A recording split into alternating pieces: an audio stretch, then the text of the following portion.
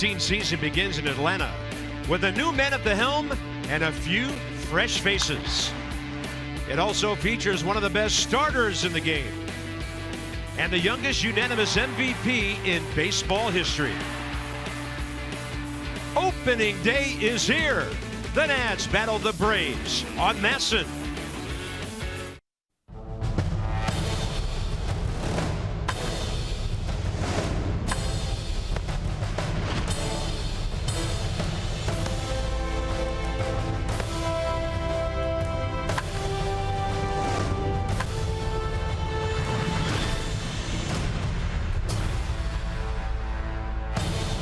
It's the day every baseball fan lives for. It's opening day downtown Atlanta. It's absolutely gorgeous here in Georgia. Nats and the Braves getting together. A couple of ball clubs that might be going in different directions, but the Braves and the Nats have a great rivalry. Why not Atlanta? Last year of Turner Field on opening day. Bob and FP, we've unleashed this guy.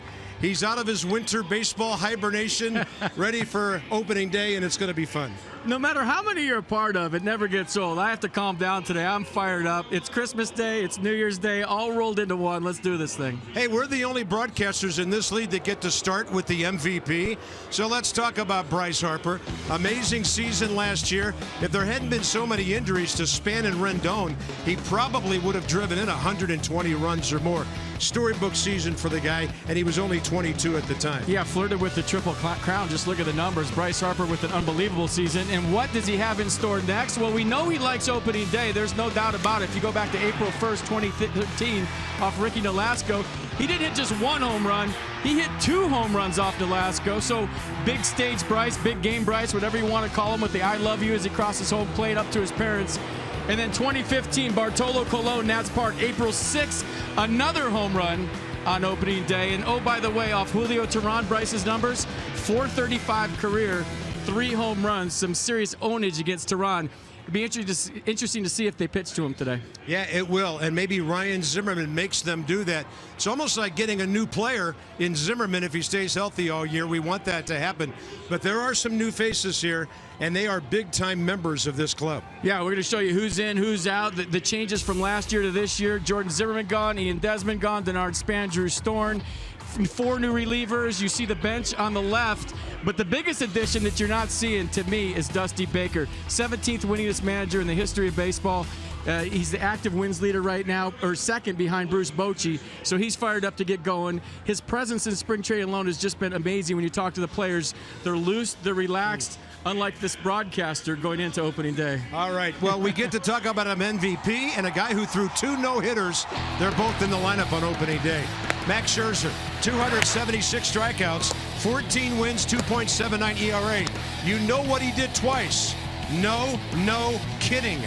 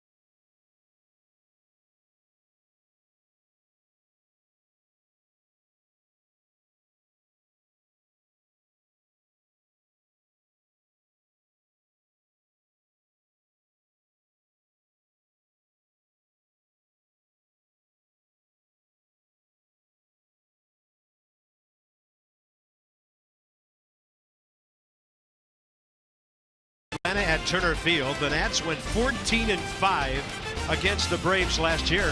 Ironically, Max Scherzer only pitched against them once. We'll talk about some of the matchups when he gets out on the mound. But a storybook season in a lot of ways for Bryce Harper and for the Nationals ace. And he was right up there in all the National League ranks last year.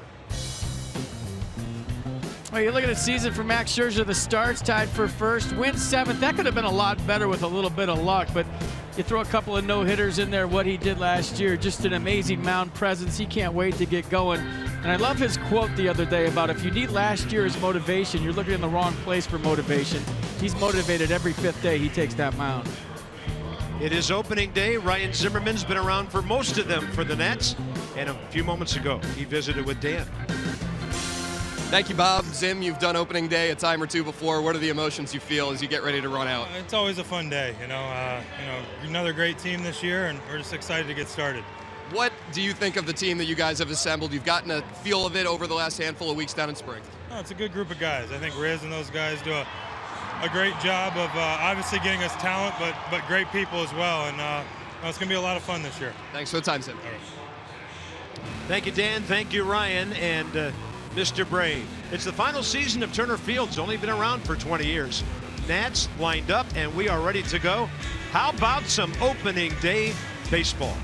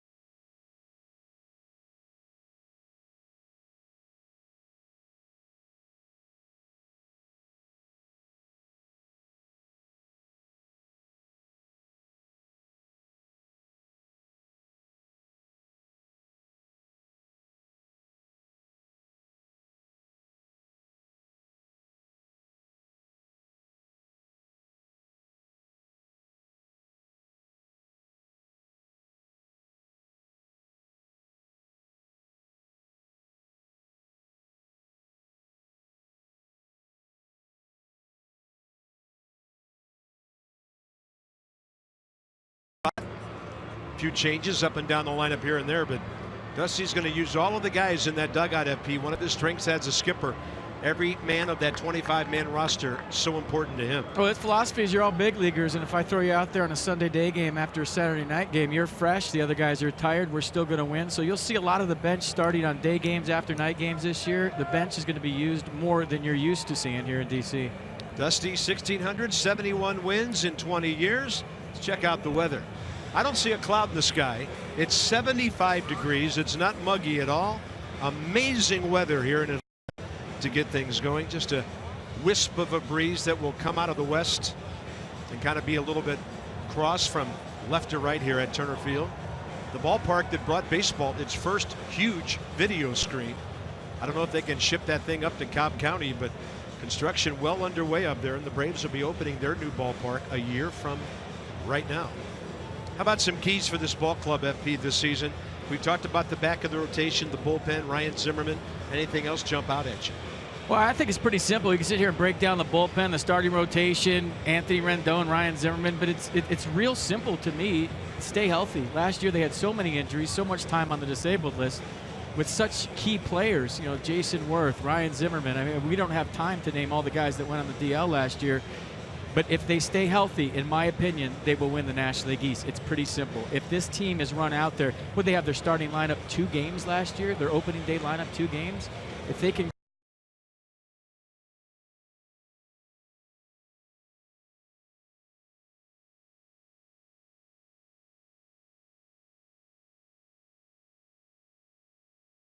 They had a great motorcade out here before. Bobby Cox threw out the first pitch. One of the great managers in baseball history. Great to see Bobby in the ballpark. I know you got to spend a few minutes with him. I did. One of my favorite managers of all time. Chipper Jones is an instructor now. Andrew Jones was here. So you'd think the last year at Turner Field, they're going to run all the teams in the 90s through this place and have a lot of ceremonies. Yeah, probably over the last 20 years, one of the not great ballparks that had some really, really great teams in it. This ballpark was originally the 1996 Olympic Stadium. They basically tore down the left field area and made it into a baseball park. So it's Rendon behind Revere in front of Bryce Harper, who just about wore out the Braves last year, homering once of every 3 games. A lot of extra base hits, hit almost 370. Zimmerman, Murphy, and Worth, the middle. Wilson Ramos, Danny Espinoza, the superior glove man at short. How will Danny fare as a hitter, playing every day at least to start the season? That'll be fascinating to watch as well. 25-year-old Julio Teheran, 3-2 career against the Nats in 11 starts. Third consecutive opening day start for Teheran. First Brave to do that since Derek Lowe did it from 09 to 11. Went 8-2 with a 2.89 ERA in this ballpark in 17 starts last year. So a guy the Nats have hit well in the past, but he loves to pitch at Turner Field. Braves had a pitching nightmare last year. Their ERA 4.41. Only the Phillies and the Rockies were higher and gave up more runs than Atlanta. Here's his repertoire. A fastball averages 91, slider 81, curveball 76, changeup 83. But he's a guy, for me, you got to get in the stretch. From the stretch last year, hitters hit 273 against him. So Ben Revere, get on base, get him in the stretch, see what happens. Set the defense for the Braves behind Julio Teheran today. Oliveira, Inciarte, Markakis the outfield. Ibar Garcia left side. Peterson, Freeman right side. And good old A.J. Przinsky behind the plate. 40 years of age, A.J. Well, approaching 40. And there's the Nat killer, Freddie Freeman. Oh, boy. Pitch around him. Pitch around him. I must say right now, avoid him for the next couple days. The umpires for opening day, crew chief Jerry Meals, 19th year behind the plate. Ron Culpa, 18th year at first base. Paul Nauer, 20th year. He's at second. Chris Conroy in his 7th year. He's at third. Game on, baby. Here we go. 2016 season is upon us. The 6-month reality show that is Nats baseball starts right now. Here we go. With a few twists and turns on the way. Every day, every week, every month. Ben Revere, 298 for the Phillies last year, 24 steals. 319 for the Blue Jays. In just a handful of ball games in August and September, 7 stolen bases. And we're ready for the 2016 season to start. We're about 3 minutes late. Nobody's standing except the players. Strike one.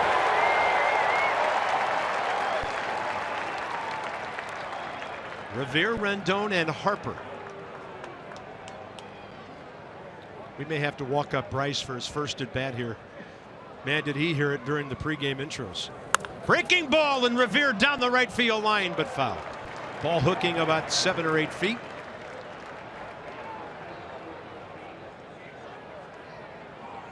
And first pitch fastball down the middle. Looks like he got a slider here from Teheran, just a little out front. Last year, lefties hit 297 against Julio Teheran. Well, the Nats lineup sure changed when Revere and Murphy came over for a couple of reasons. First of all, they're both left-handed, which really balanced things with Bryce. And then they're guys who put the ball in play.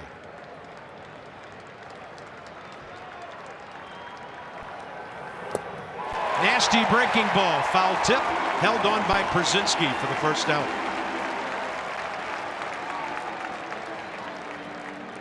It probably looked like a fastball to Ben Revere for about 58 feet. Watch how late the slider breaks. Right at the end, Przinsky had trouble hanging on to it, so a guy that's tough to strike out, and Ben Revere strikes out to lead this season off. Anthony Rendon, only 80 games last year. 311 at bats, 82 hits. Sprained the knee in spring training, the left quad in June. Hit 264, 5 homers, 25 batted in. He's 4 for 16 career with a couple of RBIs against Julio Teheran. Got some movement on that fastball too. Teheran not a guy that's going to overpower you. The fastball in the low 90s, but he's a nibbler. I think he has trouble pitching with a lead more than in a close game. There's been times when he's had a 5, 6, 7-run lead against the Nats, and he hasn't been able to hold on to it. He's better in close games. Takes a little bit off that heater. 84 on the changeup. Teheran, 40 career wins, 30 losses, his 101st career start, number 12 against Washington. 2-1 count. The second baseman, Jace Peterson, just moved up the middle, but he can't get over that far. Nats' first base hit of the season from Anthony Rendon. And for the first time in 2016, there goes a no-hitter. Here comes Bryce. Listen in.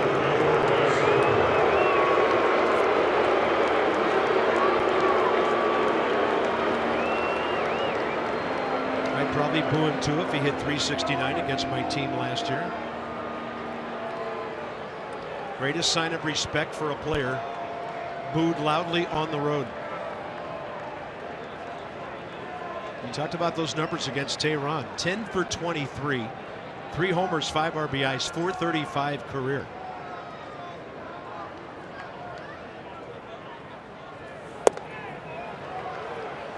Dangerous place to go. If you're going to throw in the Bryce Harper, you better miss off the plate in, because if that thing tails back over the plate, it could go far.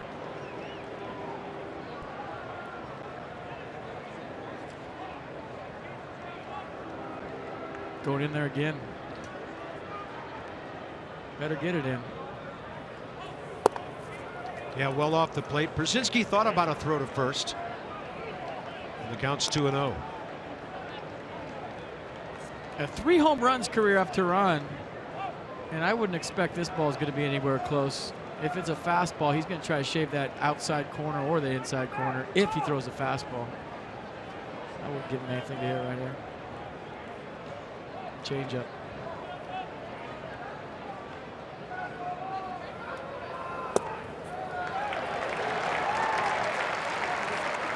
Here's our first Nissan pitch track on a changeup.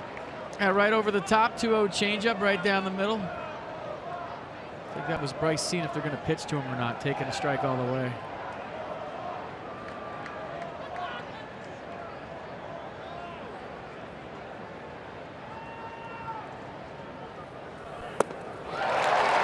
Looked like that hard slider down and in. Second time AJ Pierzynski's had a hard time holding on to a pitch. But that'll tell you how good the slider is early from Julio Teheran. Yeah, it's the top of the first inning, but we always used to say if a catcher's not catching a pitch, it must be nasty. AJ Pierzynski's good with the glove, and he's dropped 2 Teheran sliders. It's a good one so far. 2-strike count gets the crowd making some noise.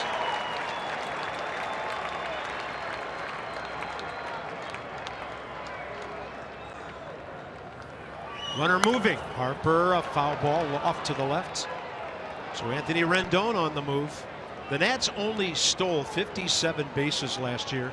Only the Mets fewer in the National League at 51. And I know base running's more than just stealing bases, but getting guys moving and going first to third. Well, I like it. He had a good jump. Be aggressive.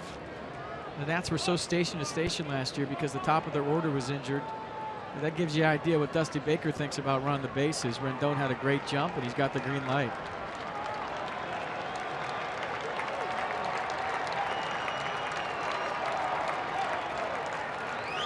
Breaking ball, and Bryce did well to get a piece of it. Let's go inside the numbers with Jeep. MVP voting last year, Bryce got all the first place votes. Paul Goldschmidt, Joey Votto, monster seasons for the Diamondbacks and the Reds. Anthony Rizzo's team went to the LCS. McCutchen. How about some of the young talent in this league? Game's in good shape. Real good shape. It's in good hands, yeah. 2-2 again. Rendon in, standing up. Well, something I forgot to tell you in my scouting report, Julio Teheran, one of the better right-handed moves in baseball. He's got quick feet, he's got a short arm stroke, and he gets a lot on it. So if you're on first base today, you have to watch the move of Teheran. He keeps guys close. Talking to Davey Lopes about that before the game.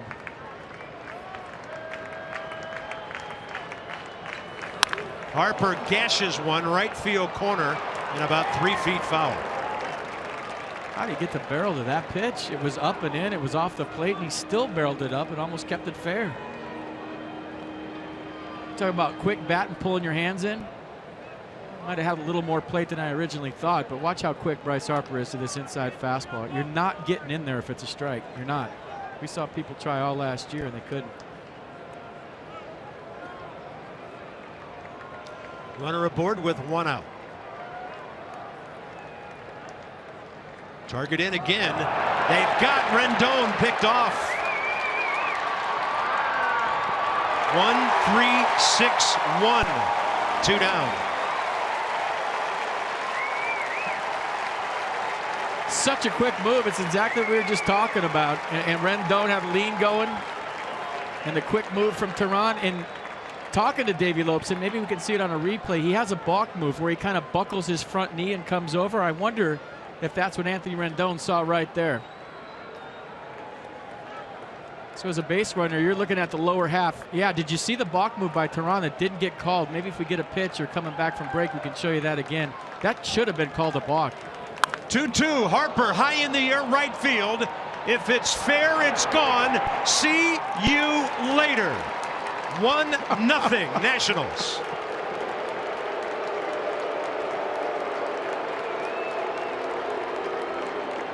His 4th career opening day home run.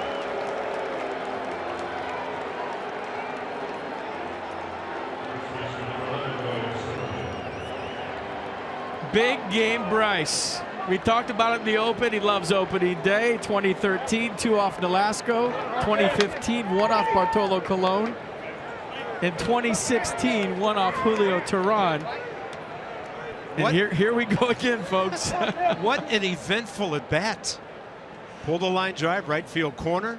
He fouled off a breaking ball that didn't look like it was reachable. Now it's Ryan Zimmerman with 2 outs, and the Nats on top. He fouled off some tough pitches. He got one he could handle. And that's how the 2016 season starts for Bryce Harper, a tater. And Teheran couldn't run that fastball back to the outside edge. 1-1. Nats were 3rd in the league in home runs last year with 177. Ryan Zimmerman had 73 RBIs in just 95 games. High slider, couldn't get to it. His production per at bat last year was amazing. He basically had an RBI every 5 at bats.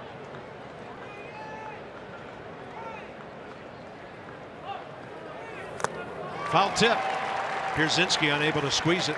Yeah, I think Ryan's going to have a huge year because people are going to avoid Bryce Harper. Julio Teheran got macho right there once he had the pickoff of Rendon. He might not have thrown that pitch with a runner on. But unless Bryce picks up all the scraps every at-bat, which I don't think is going to happen, if Ryan Zimmerman's on the field for 140 games plus, he's going to have a monster year.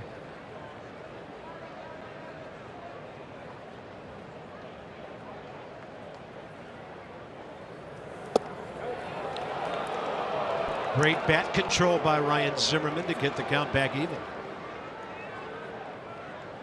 He's teasing that outside corner, trying to run that fastball back. Pretty close.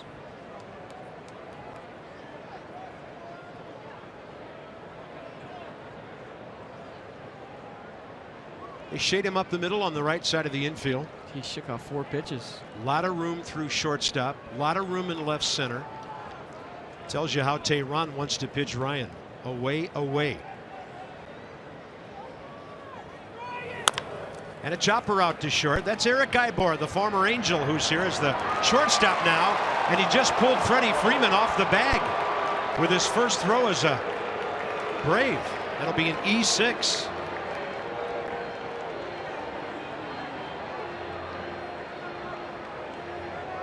No matter how long you've played this game or how many opening days you've had, there's always that adrenaline going, that extra surge you have in the first game of the year. And you wonder if nerves were a part of Eric Ibor kind of pulling that ball. And Freddie Freeman couldn't stay on the base. Bryce Harper's digging the hustle by Ryan Zimmerman, and this inning continues. Hey, anything to extend Teheran, who's now over 20 pitches already. Daniel Murphy is next. And Murph has had good success against Teheran, 6 for 16 career with 5 RBIs.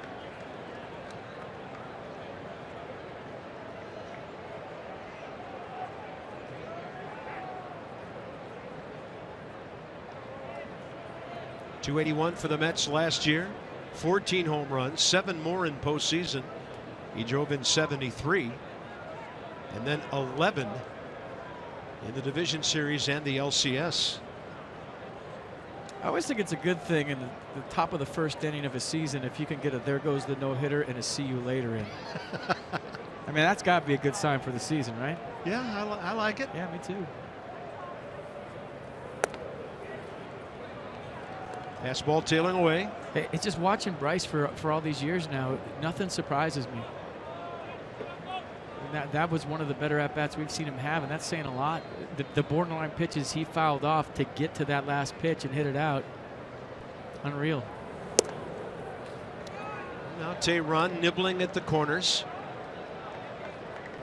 There was Stephen Drew alongside. He had to like what he saw from his new teammate.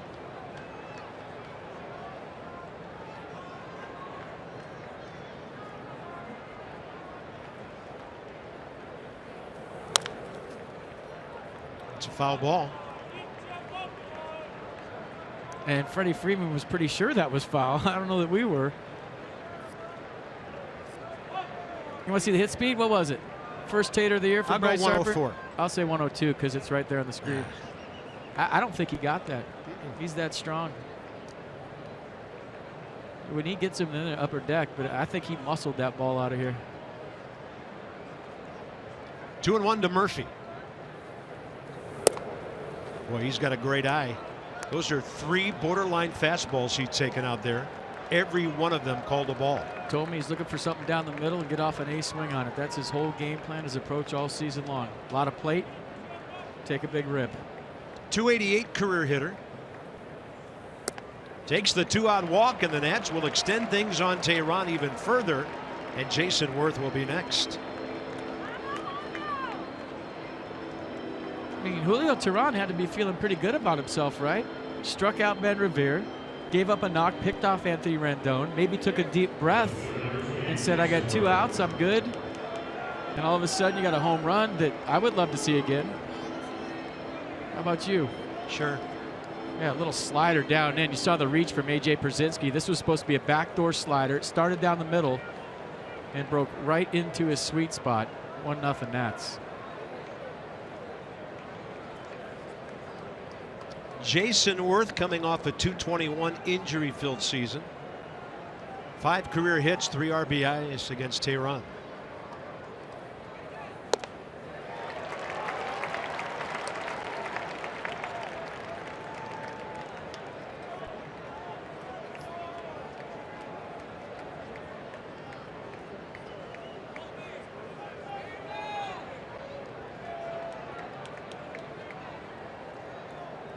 So the Nats have had 4 base runners in this inning out of the first 5 hitters. That's outside.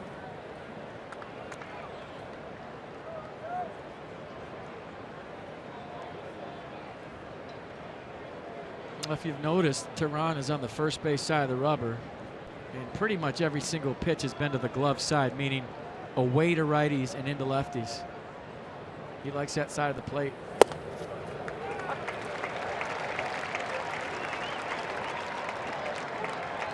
And the next pitch will be number 30 here in the first inning. See a lot of that this year with this lineup.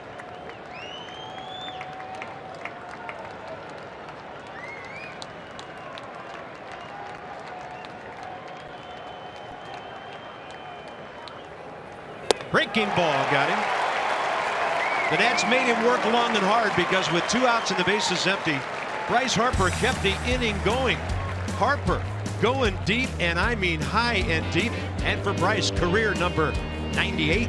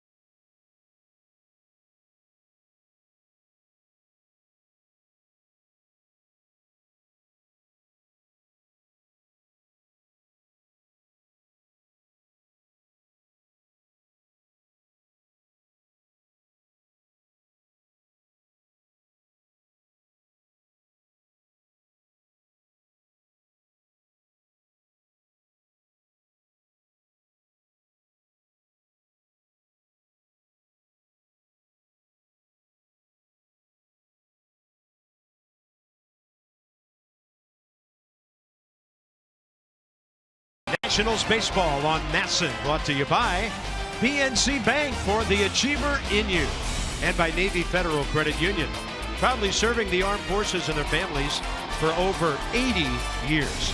Federally insured by NCUA. State Capitol, downtown Atlanta. Hey, Bryce, look at the veteran Bryce Harper already working calls, giving umpires knucks on the way out to right field. Braves have a new look. Freddie Freeman hitting behind Ender Inciarte, who was in Arizona, and Eric Ibar, who was in Anaheim. Freddie Freeman, 118 games last year. He had some injury problems, but he looks like Babe Ruth against the Nats. We'll bring you up to date on some of these new Braves, and here's Inciarte. Max Scherzer's first pitch of the season, way outside. Last start, you all remembered, October 3rd, 2015, against the Mets, struck out a career-high 17, set a Nats single-season record for strikeouts in a game, and oh, by the way, threw his second no-hitter of the year. Inciarte, part of the trade with Arizona that brought Shelby Miller out there. And here's his arsenal. Fastball last year averaged 94.2 miles an hour. Inciarte, 303 for the Diamondbacks in 132 games last year. 21 stolen bases. Still just 25 years of age. I know we were very impressed with him in the limited time we get to see Arizona. Pretty good trade for the Braves, in my opinion. Yeah. Scherzer will bounce the breaking ball, and Ramos blocked it. Max against the Braves' career, just one start as a Nat. That was a complete game loss on July 2nd last year. 5 hits, 2 runs, 9 strikeouts, didn't walk anybody. One of those tough luck losses you referred to from last season, when he threw 229 innings. And he gets a fly ball to center. Ben Revere.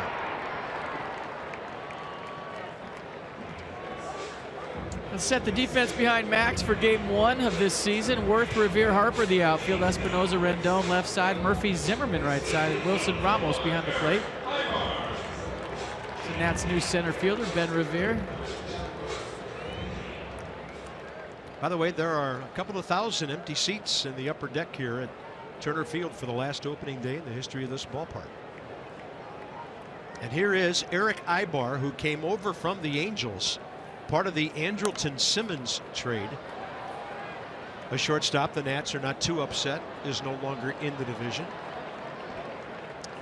Ibar's been around a while, been an Angel since '06, and at the age of 32, he's the Brave shortstop. 270 there last year.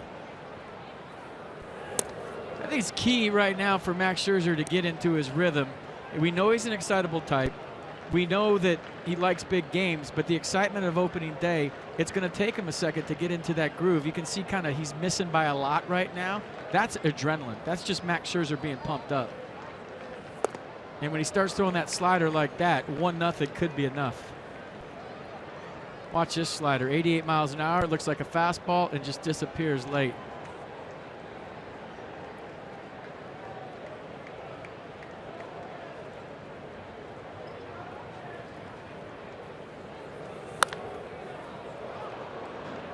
And I don't care how many times you've been out there as a starter on opening day, it's always an honor, it's always a privilege, and you always have to take those big, deep breaths and settle yourself down and calm down and get into your rhythm. And he'll do it. It's just going to be a matter of when.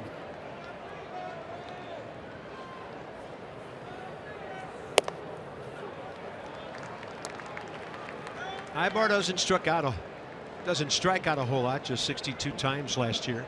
589 at bats. That was 2 years ago, and then last year 73 times in almost 600 ABs.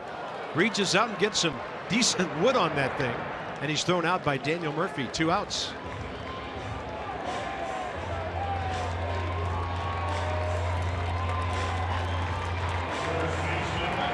Inside the numbers from Jeep. 2 complete game no-hitters in a season. It's only been done by 6 pitchers all time. Johnny Vandermeer, Nolan Ryan, a couple of those. Roy Halladay. Allie Reynolds, the great Yankee, the Chief. Virgil Trucks. And the 17 strikeouts in the second no-hitter tied Nolan Ryan for most strikeouts in a no-no. Freddie Freeman hurt his wrist on June 23rd, hit by a pitch. He had a major league leading consecutive game streak ended that day at 234. Airs it out on a 2-0 count. So the Braves only had him for 118 games last year. Final season, Turner Field. A 95 and a 96 back-to-back to Freddie Freeman. So Max reaching back here. And you better have that if you're going to go in there, just like against Harper, huh? Well, if you're Freddie Freeman, you're hitting third, you're going to get 95, 96 for Max. Freeman high in the air to center. And the ball just gets out to tie the game. Max challenged him, and Freddie Freeman continues to punish Washington pitching.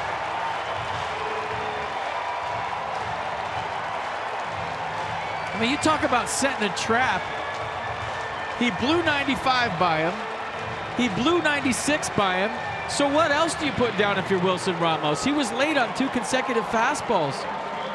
And Freddie Freeman setting a big-time trap right there, starting to swing earlier. He knew he was tardy to the previous pitches, caught it out front, and the Nats killer continues his killing of the Nats. I mean, that's the only guy that can hurt you in this lineup consistently.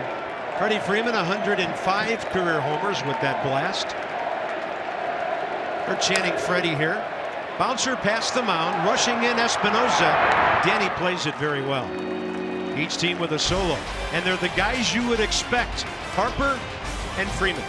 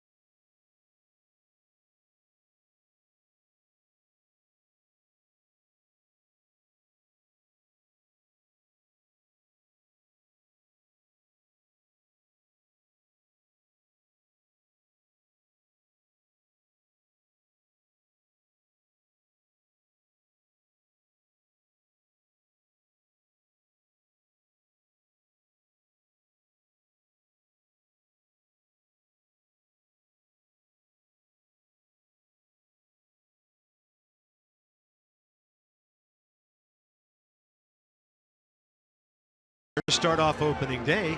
This year when the Nats win, and they win big, everybody wins. If they get 7 or more to win, you get 50% off. Regular menu price online orders at papajohns.com. Enter promo code NATS50. Better ingredients, better pizza. The official pizza of your Washington Nationals, Papa John's. And that's valid at participating D.C., Maryland, and Northern Virginia Papa John's locations. Ramos, Espinosa, Scherzer, 7, 8, 9.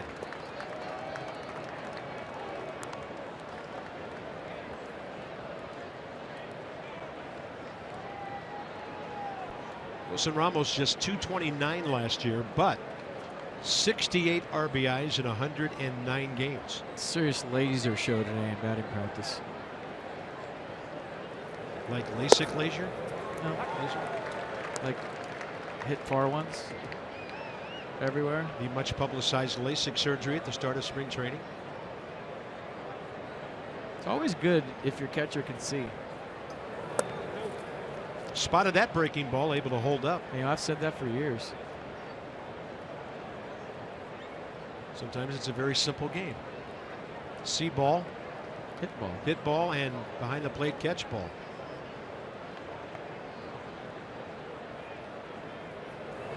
Inside with a fastball. Wilson Ramos last year, 109 games, a career high, 68 RBIs, a career high. Number 2 of National League catchers to Buster Posey, who was way out ahead with 95. Well placed, spud over to cut it off, left side, Adonis Garcia. First out, top of the second. With the 2016 Flex plan, the choice is yours. Pick 4 games starting just $80, plus we'll throw in a free Nats grill item. Visit nationals.com/flex to buy your Flex plan today. Nats fans making the trip, so I'm all over here this morning. Yeah, a lot of them over on the third base side. Danny Espinosa, 4 career hits against Julio Teheran. 118 ball games last year for Danny. Well, the road opener last year was in Boston. I would imagine tickets much more easy for Nats fans here today. Yeah. That was the game that 47 pop-ups were dropped. Seemed like it. Wow, that was a laser beam. Eric Ibard there to grab it, 2 down. Good swing. Danny hit it right on the button, and he stayed on that ball really well. That'll bring in Scherzer, who led Nationals pitchers with 15 hits last year and is a career 189 hitter.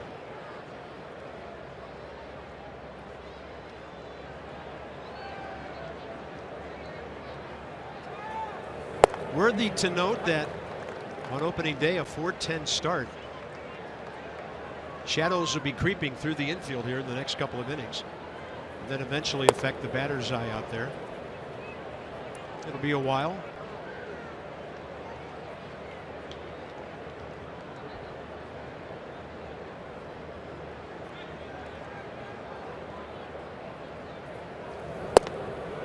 And that slider right in there, 1 ball, 2 strikes. Teheran first inning, 30 pitches, 19 strikes. He could use a quick inning, and this is his 10th pitch, top of the second. Scherzer will extend things at least another. Be fun to watch Bryce come around again and see what Julio Teheran does to him. Slider, and he hit it out. And it'd be fun to watch Freddie Freeman come around and see what Max Scherzer does to him second time. That was a fastball down the middle after he was late on the previous 2. So the cat and mouse game between the 2 best hitters on the field, in my opinion.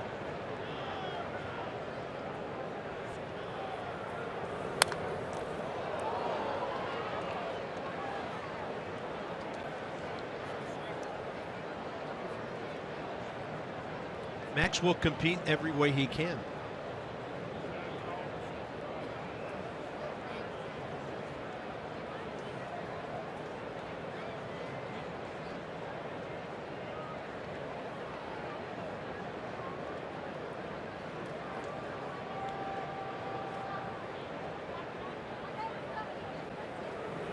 Can't reach that slight piece. The Nationals go in order in the bottom of the second. Max Scherzer will go back to work in a tie game.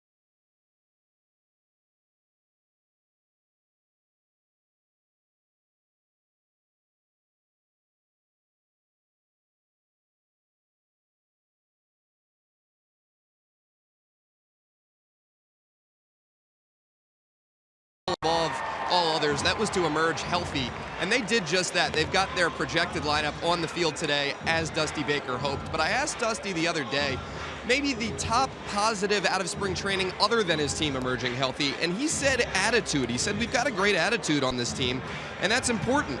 Said, we've got to get an air of confidence about us that we can build on over the course of the season. You're going to go through rough stretches at times. Dusty says it's about how you respond to those stretches that matters, and having a positive, confident attitude helps in that regard. He loves what he saw from his ball club from an attitude perspective over the 6-7 weeks of spring training, guys. And plus a swagger perspective, too. You know, 18 and 19 and 4. You don't put too much into a spring training record, but it's better than 4 and 18. And when you've learned how to win in spring training, a lot of times when you win that much, you can take it right into the season. So we like everything we've seen from Dusty and the players and what we're hearing. That was Dan with our Coons.com sideline report. Over 2 million vehicles sold and counting. Former Oriole Nick Markakis had a good year back in the native state last year. He is from Woodstock, Georgia originally. 296 here with 53 RBIs.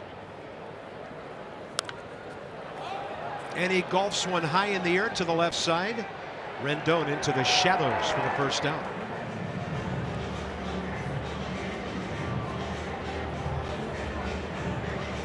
This week only, T-Mobile customers get a free season-long subscription to MLB.TV Premium. I said free. Go to T-Mobile.com/MLB. Sign up now. Catch every moment on America's fastest-growing LTE network.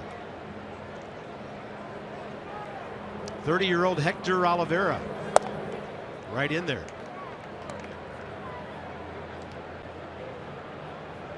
Hit 253 after a September call-up here last year.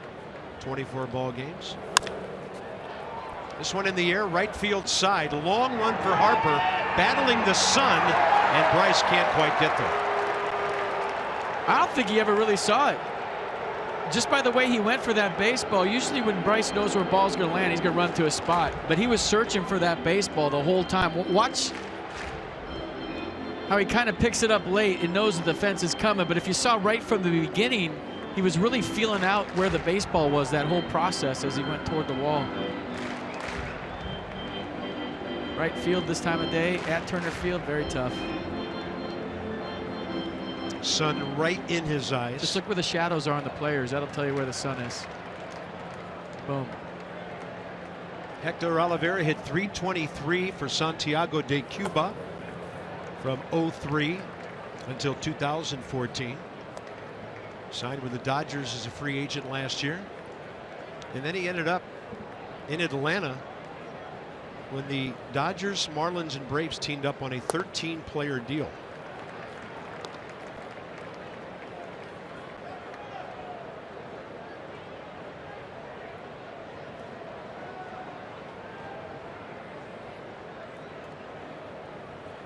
Two-two pitch. Swing and a miss on a nasty diving breaking ball by Max Scherzer. First strikeout today. He threw a pretty good slider to Eric Guybar, but this one was better to Oliveira. Watch this thing disappear. On top, out front, nasty late movement. So thanks for coming.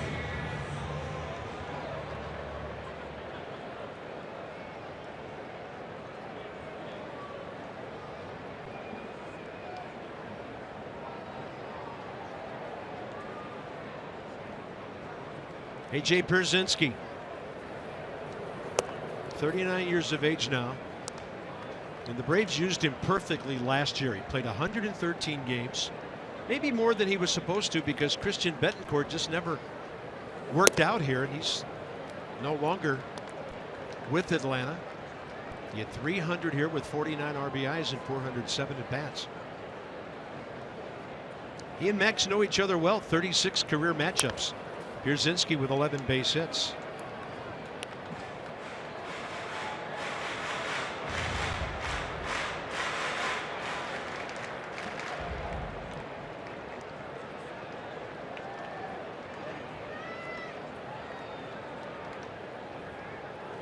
Scherzer, some high gas at 95.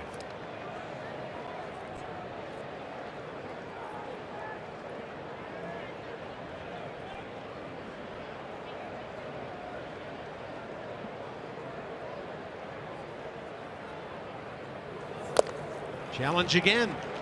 Foul tip and a strikeout. Max has a quick bottom of the second with a pop fly foul. Strikeouts of Oliveira and Pierzynski. And to the third we go. Ben Revere will lead off again.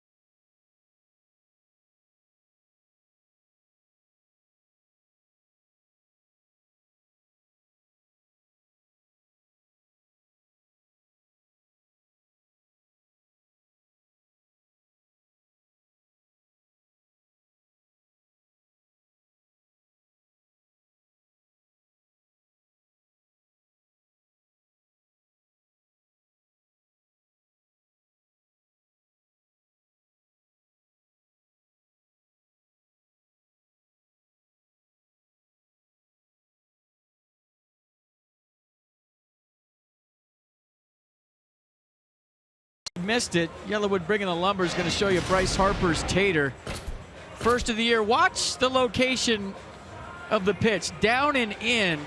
Everything in the sequence. Look, it was in, but he missed off the plate in with that pitch. And Bryce Harper on a location mistake. Pierzynski wanted it down and away. A backdoor slider that started over the middle broke right into Bryce Harper's turbo zone for his first home run of the year. He'll bat here in the third after Revere, after Rendon.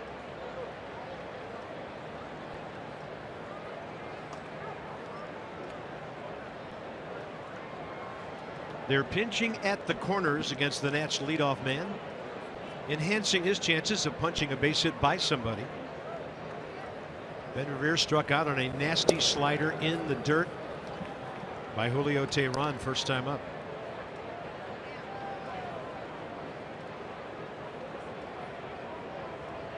Ben Revere was born in Atlanta. Went to high school in Lexington, Kentucky. And a two-time player of the year there.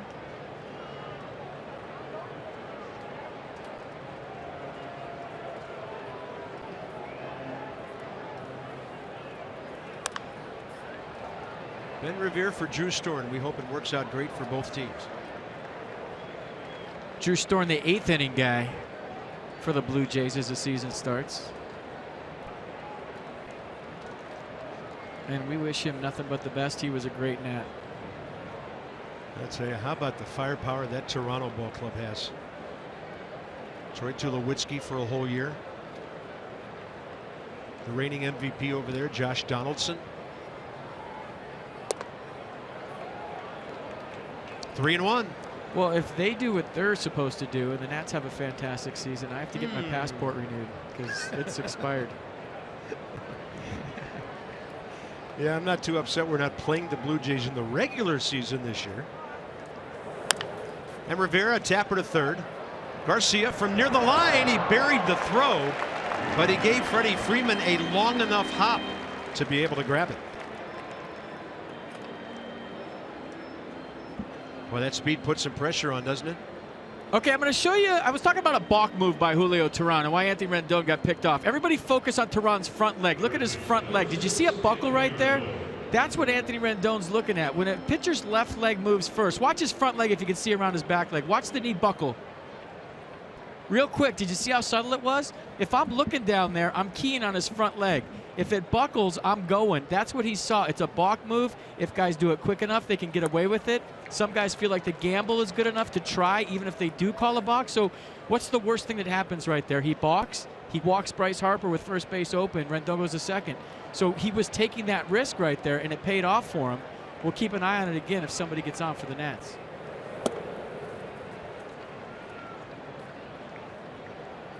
One to Rendon, who bounced a solid single up the middle first time up. I was going to draw on his leg, but I stink with that telestrator, so I just let you look at it for yourself. Hope you saw it, because it was there.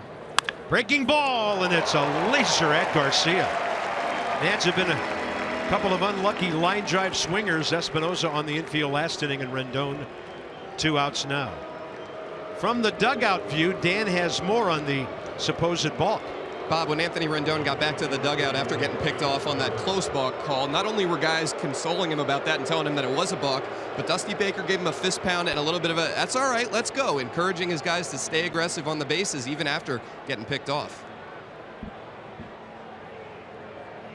See, that's what you want to hear from your skipper. You know why? That leads to a fearless mindset as a base runner. If you know if I get picked off or I get thrown out and I come back to the dugout and my manager pats me on the butt, now I know that I don't have to worry about it anymore, and I can be aggressive out there and not worry about him getting mad at me when I get back. That's good stuff, Dan. That's what Dusty Baker's all about. You know, some managers you'll walk by, they won't say a word to you right after something like that. And that makes me not want to take a chance on the bases because I'm getting that stink eye from him when I get back to the dugout. And then maybe even sitting next to him the next day. 1-1 to Bryce.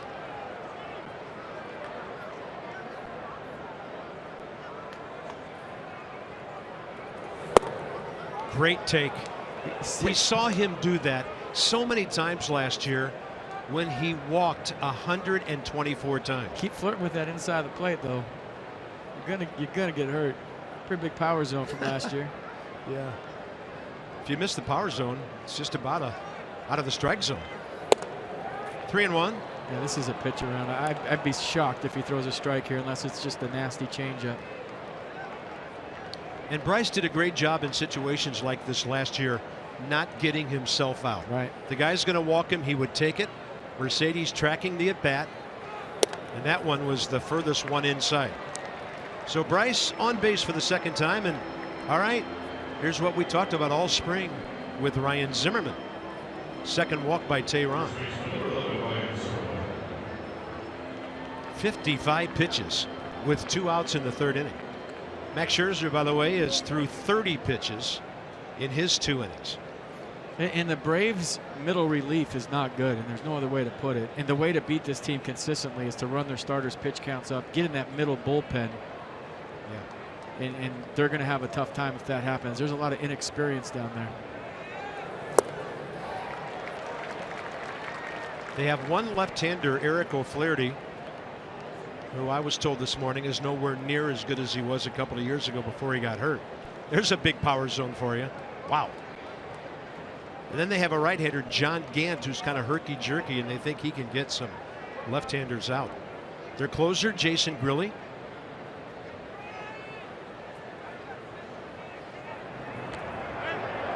Little bit of a lean for Bryce, and he got back. So quick. I feel like he's going to shut the running game down today. Just with that move he has, everybody's aware of it. Had tons of pickoffs last year. I believe he led all right-handers in pickoffs in 2015. And so what does it make you do? It makes you shorten up your lead. And you're thinking back toward first more than you are steal second.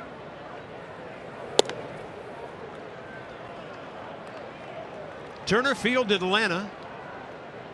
20th and final year of this ballpark. Bob FP and Dan, home run matchup so far. Harper and Freeman.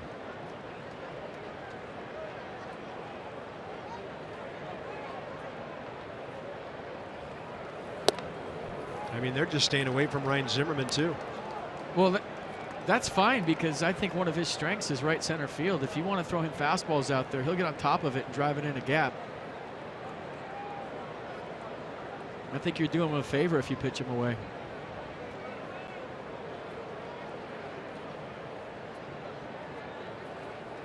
Two one. That is a swing. Jerry Meals ringing up Ryan for strike 2. Looked like he went first time.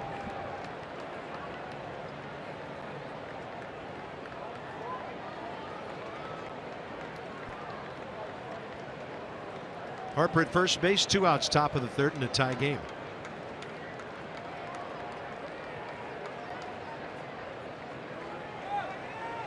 Zimmerman got a breaking ball, left side eye bar to Jace Peterson.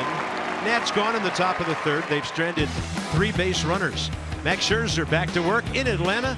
Beautiful day for opening day.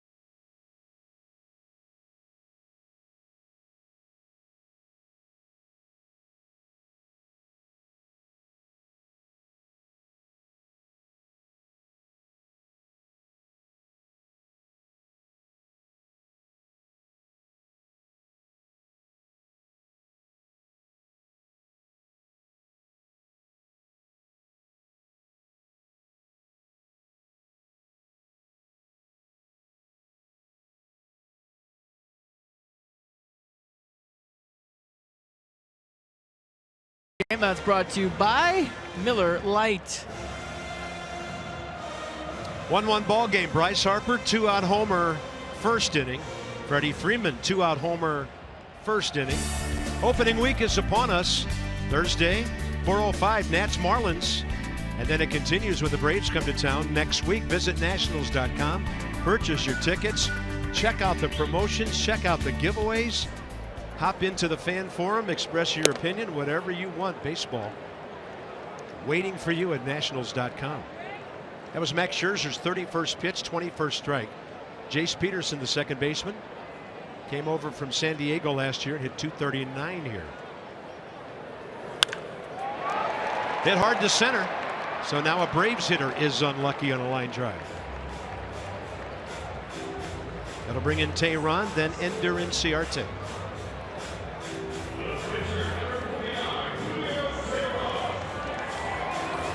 Julio Tehran, 5 hits last year. He's a .155 career hitter with 8 RBIs.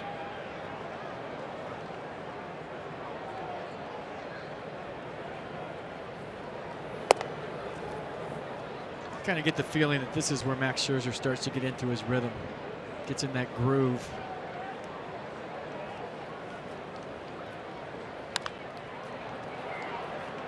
On the infield, Daniel Murphy. Couple of quick outs. The way you like them at the bottom of the lineup. And when you have insight, you know how to handle your finances with confidence. It's brought to you by PNC Bank. For the achiever in you. And we look at Trey Turner, who is not on the ball club right now, but he will be at points this year. So that's what he did when he was at the AAA level with the Syracuse Chiefs. We'll see him this year. Top of the order, Inciarte, the hitter. Routine fly ball to Ben Revere to start the game. And Max drops the breaking ball in for a get-ahead strike.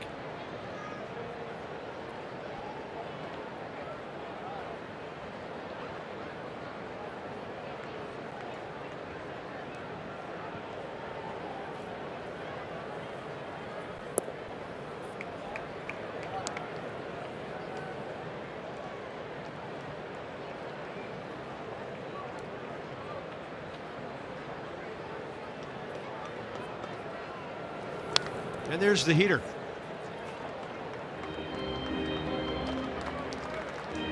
How about if you're a Braves starter today? Hey, you got Max Scherzer opening day. Oh, that's great. Yeah, then who do we have Wednesday? Well, 4 o'clock start. Oh, that's great. Yeah. So my first at-bat's the only at-bat I'm going to see the baseball because of the shadows. That's great. I mean, really, the way they're creeping, Yeah. it's going to be tough to see rotation, tough to see off speed here for a good 3 or 4 innings. I think you still got a chance right now because the ball's going to be bright all the way until the end. So you can pick up rotation for about, what, the 50 feet or so that you see sun there? 2-2 pitch.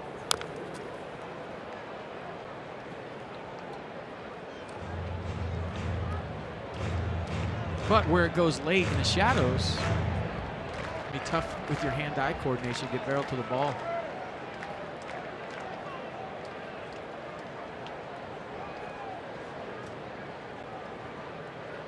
Two.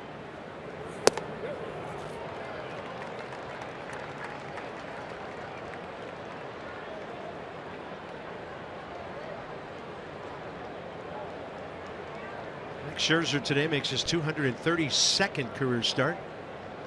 105 big league wins. Took a little bit off, and Inciarte able to follow. Sure, the Diamondbacks wish they still had Ender Inciarte after what happened to A.J. Pollock. What a tough injury, huh? 3-2 with 2 outs. And a walk on an off-speed pitch.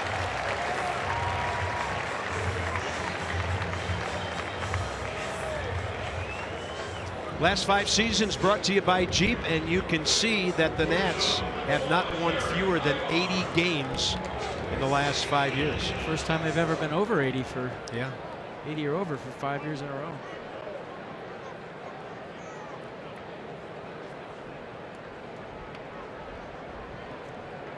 Saw a couple years we were over 50. That's probably fun. 66 one year, 72 one year. It's all right. Distant memories now of building a brand new franchise.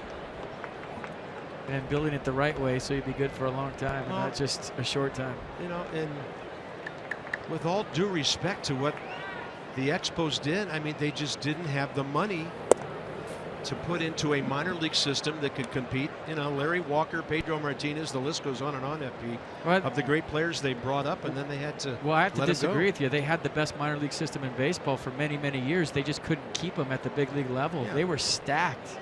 That's what I'm saying. They didn't have the revenue to keep pay those guys. once they Yeah, you're right. became stars.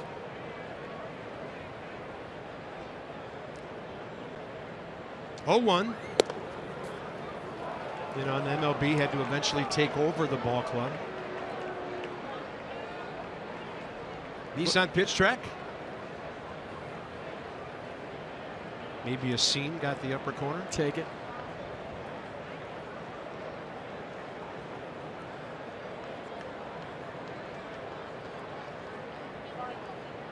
Oh, 2. You know who on deck. You want the inning to end right here. And it will. Max grabs it. And that's it for the Braves in the bottom of the 3rd. 1-1 ball game. Daniel Murphy walked his first time up as an Nat. He'll lead off from Atlantic in a moment.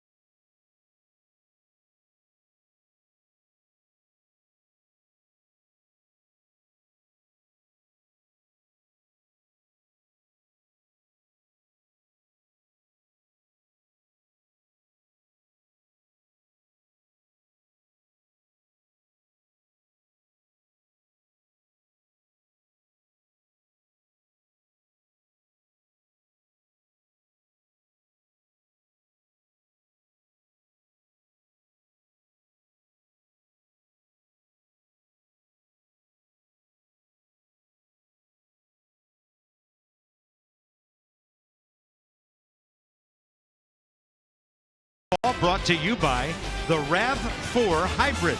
All-wheel drive, unexpected performance. Visit buyatoyota.com today. I didn't know there was hills here. That's Stone Mountain. Oh, yeah. This unbelievable thing that sticks out of the ground, what, about 30 miles northeast of here? That's what most mountains do, Bob. I mean, but it sticks out of nowhere. Oh, all right. It comes out of nowhere. In fact, it's interesting. There is a golf course that we frequent now and then here. No. I think it's 40 miles from Stone Mountain, and part of the golf course has the rock of Stone Mountain as part of the terrain. That's how big that thing is. It's unbelievable. Is that your golf cart they just showed? It should be. Going up for one of my lies. So we go top 4. Stone Mountain, Georgia.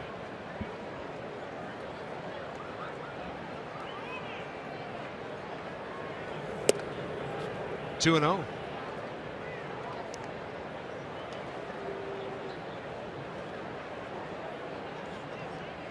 I Google it every time we're here, but Turner Field has elevation. Yeah. It was the launching pad before Coors Field. Murphy launches one to center. Inciarte back. Gone. Daniel Murphy first as an at 2-1. Washington.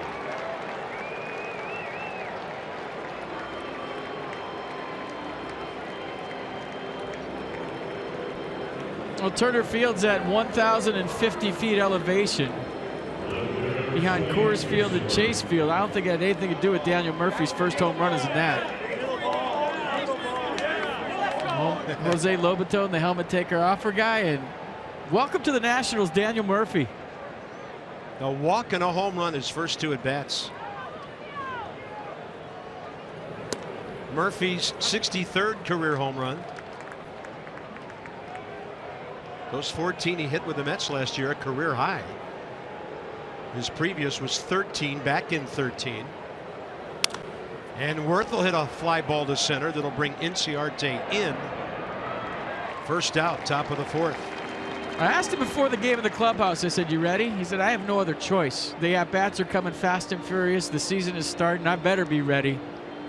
And I think you can check that box with Daniel Murphy. This guy's always ready. Look at the foot down early, fastball right down the heart of the plate. And he said, I'm looking for a pitch right down the middle. I want to get off my ace swing. So you can check that box too. Daniel Murphy with his first home run as a Nat, 2-1.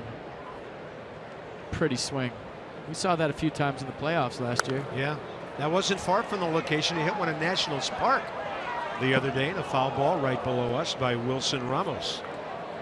We saw that pop by Murphy at Nationals Park when he put one in the red seats over the weekend.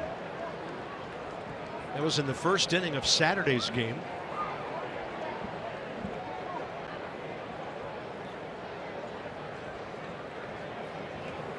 Ramos rams one to left. And playing so deep was Oliveira, had no chance. Respecting Wilson's power. 2 well hit balls here in the 4th inning. Well, Oliveira's an infielder converted to outfield and kind of learning as he goes. I think a more seasoned left fielder has plenty of time to come in and catch this line drive off the bat of Wilson Ramos, but the Buffalo will take it, his first knock of the year, with a little help. 4 base hits for the ball club in the first 4 innings. Danny Espinosa hit the ball extremely hard. Line drive at Eric Ibar, the shortstop, first time. I'm looking at Wilson at first base. He's definitely not going to get picked off. It's not, it's not going to happen. It'll take the hidden ball trick by Freddie Freeman. He almost has 1 foot on the bag with the Williamsport leadoff. He's close. Oh, that's way out there for him right now. Espinosa, one hopper to short, had some spin on it, and the Braves turned to 6-4-3. They led the major leagues in double plays last year. They've got a new infield, at least the left side. And it was Ibar to Peterson to Freeman. That'll do it for the Nats in the top of the 4th, but not before Daniel Murphy put him on top, 2-1.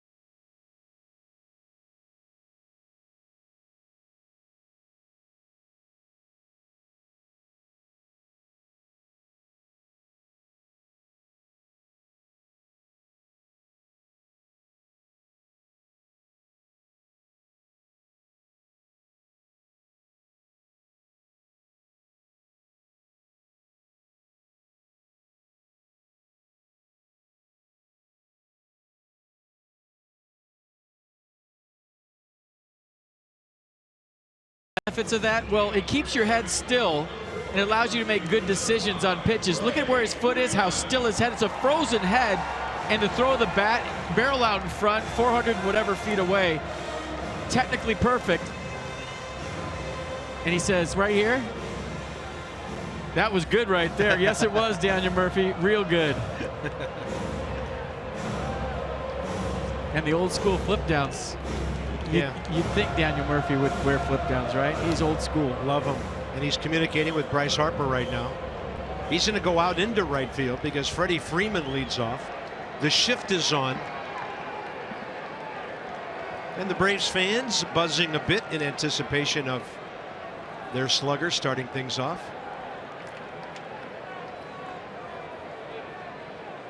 So fastball, bell tie, 96 on the home run after he blew a 95 and a 96 by Freddie Freeman first time up. There was a bit of a pause there because the Nationals have a new center fielder. Inside and low to Freddie Freeman from Scherzer. Michael A. Taylor into the game here in the bottom of the 4th inning.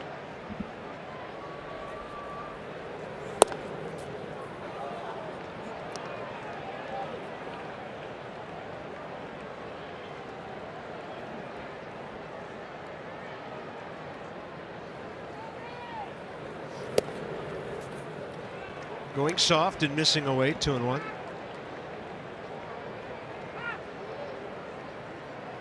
Yeah, 3 and 4 were both fastballs, as was 5. I mean, he threw it in the same spot.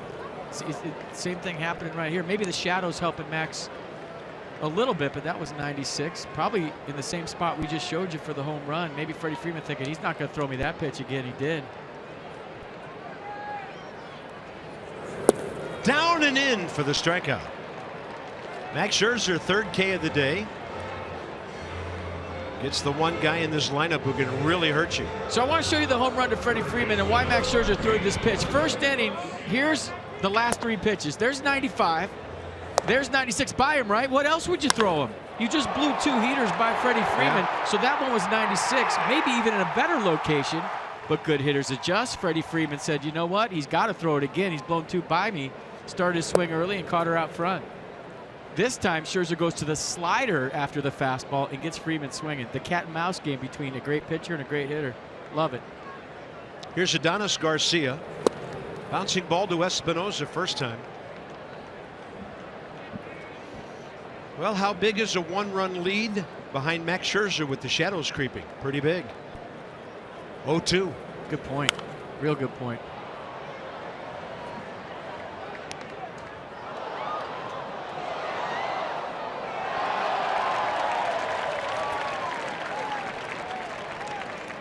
Shadows from the light standard, left field side, just reaching the mound. 0-2. Breaking ball, and that's well hit to left. Worth going back, and this game is tied. Max hung one a little bit up in the zone, and Adonis Garcia, who hit 10 here last year, gets the Braves back even. All right, now whoever scores the next run has a big advantage. Mercedes-Benz will locate it. All right, slider at 87, and Garcia went out and pulled this pitch. It was breaking away from him. So pretty good plate coverage right there. Barrels it up, and on a warm day game here at Turner Field, the ball's flying. Yeah, it's playing like a June game here. There's Nick Markakis. And Max drops that breaking ball in for a strike.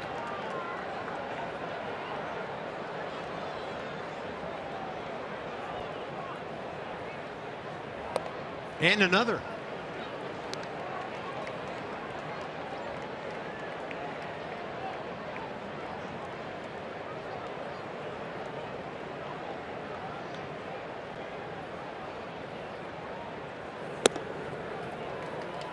Quite a ball game here to start things off. Nobody in baseball, though, having as much fun as the Giants right now. 12-3 opening day at Milwaukee. I wonder how Span Francisco's doing. Denard Span Francisco. Check.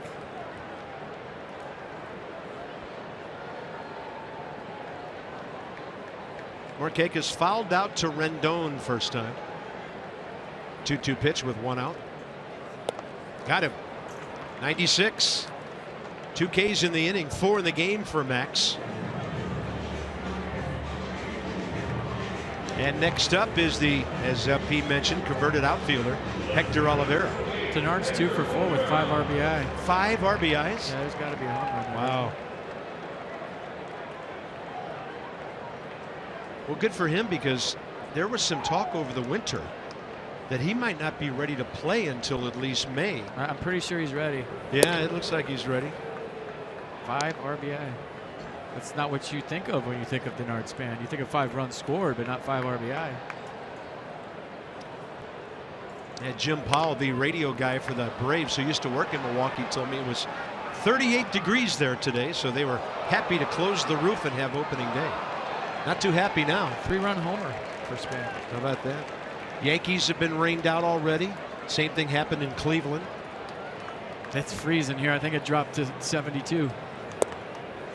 Scherzer catching corners, throwing strike after strike now.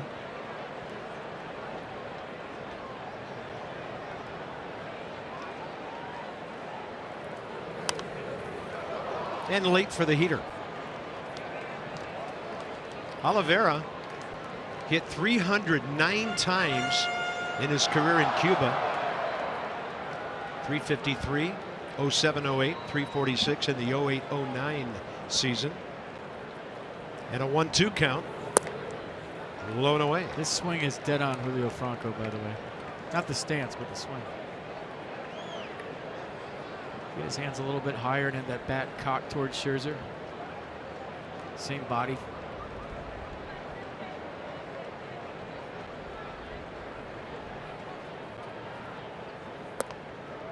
Pretty good pitch.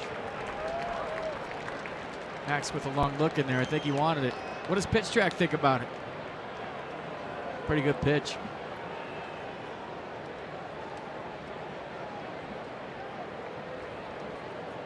Three-two count. 2 outs. Bottom 4, 2-2 game. All the runs on solo homers.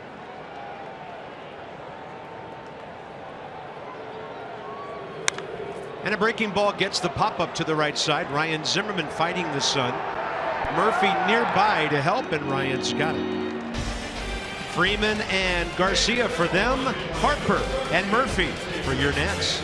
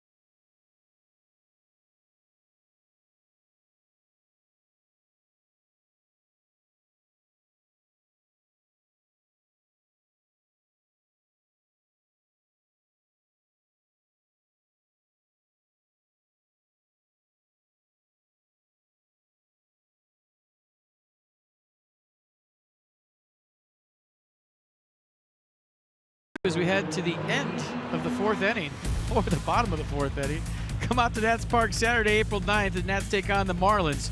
First 20,000 fans ages 21 and up. You receive a Nationals t-shirt presented by Budweiser. One pursuit on the back, or around the front maybe, and Budweiser on the back. Visit nationals.com to purchase your tickets today. The famous bow tie logo of the King of Beers. I feel like I'll have that pursuit after the game. And that'll be my one pursuit. Well, let's hope it's toasting a win. Here's Max, who had a good at bat first time. Fouled off a couple of pitches before Tehran got him, finishing the second.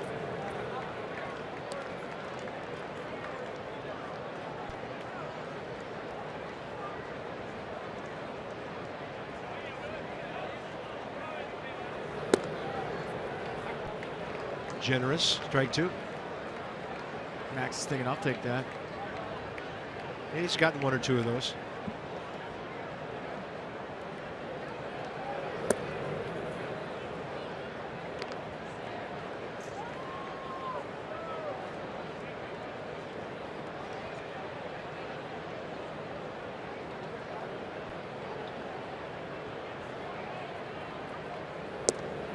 That one was hanging around the inside corner. Maybe backed up a little bit, still got the call. And for Julio Tehran, strikeout number 4. Well, we don't know what happened to Ben Revere. For those of you new to Nationals baseball, and maybe our TV games are on NASN, the Nationals do not disclose injury information during a game.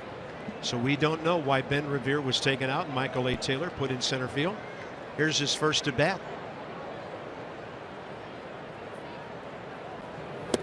Michael hit just .229 last year, but he did some damage. 14 homers, 63 RBIs in 138 games, but 158 strikeouts need to be cut down. That was a strikeout about 30% of the time. Ooh, he just got under that one out to left for Oliveira. 2 outs here in the 5th. Rendon next. Looking to the north, downtown Atlanta. Brilliant skyline, brilliant day here. Braves will be in the northern suburbs next year. Rendon's hit 2 balls right on the screw so far.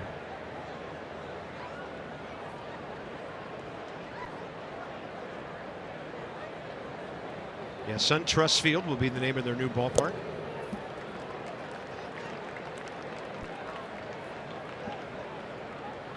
What did this place age in dog years? It's only 20 years old. 20 years.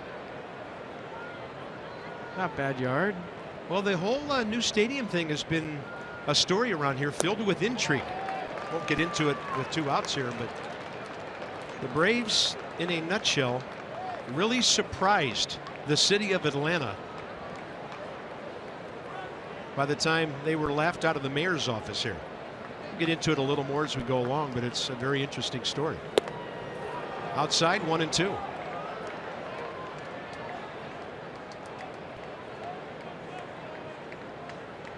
Anthony Rendon, a base hit and a hard line drive to third. This one in the air to center. Scampering back in Ciarte. And for the second time today, the Nats go 1-2-3. Halfway through the ball game on opening day, 2-2.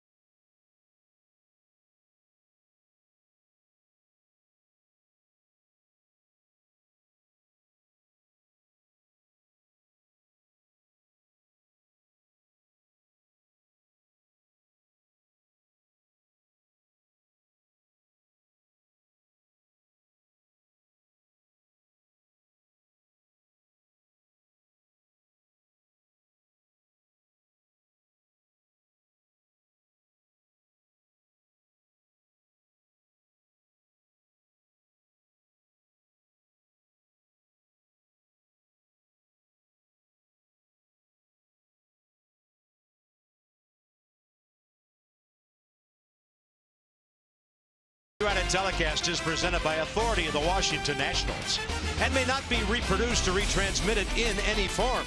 And the accounts and descriptions of this game may not be disseminated without the express written consent of the Washington Nationals. Chipper Jones, Andrew Jones. They're doing that tear the number off thing here, counting down the home games remaining at Turner Field. Chipper and Andrew. Wow. Third base, center field. Unbelievable teams, FP, they had here. You played against a lot of those guys. This was a ballpark. If you left 1 for 15 in the series, you were feeling pretty good about yourself. Well, you didn't beat yourself up. Let's just put it that way, because you faced some pretty good pitchers. Max Scherzer gets a little pop fly off the bat of A.J. Przinsky. Rendon handles it. 1 pitch out. Who gets 1 is what I want to know. Who gets to tear down the number 1? Who's the last guy? I got to go Hank Aaron. Even though Henry never played in this park. I would say 6 has to be Bobby Cox, right? 6 for, yeah, number 6. Dale Murphy's going to be one of the last guys you would think. Maybe Phil Niekro. I mean, if Chipper did 80, right, what's left? Oh my gosh. Well, they got opening day. Yeah, that's true. And Andrew. Yeah, I got to go with Hammer and Hank. Good call. For number 1. 1-0. Although he could do 44 too. You know. There'll be 12,000 fans that'll go nuts. I would imagine it'll be packed that day. This is Jace Peterson. Lined out to Ben Revere in center first time up. Michael A. Taylor out there now.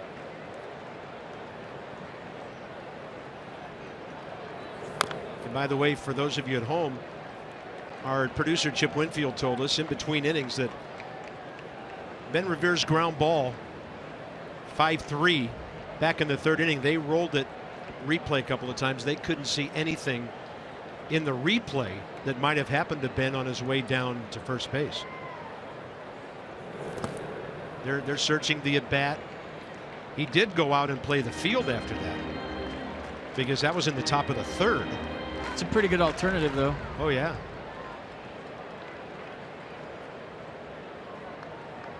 One ball and 2 strikes to Peterson. You know, I was watching him in batting practice today, and he was reaching.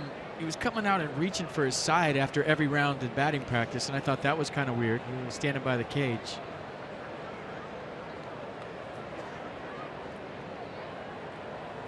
Kind of stretching after every round, and I thought, oh, don't be the oblique. Please no. And sometimes that's where you can hurt it, and the guys are telling me they got something after a foul ball that kind of proves that theory. Watch where he grabs after this. Yeah, right in the side, a little tight maybe. You don't mess with those things. If you feel that a little bit, that can turn into a month or so.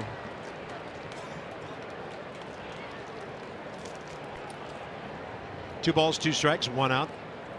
Bottom of the 5th inning.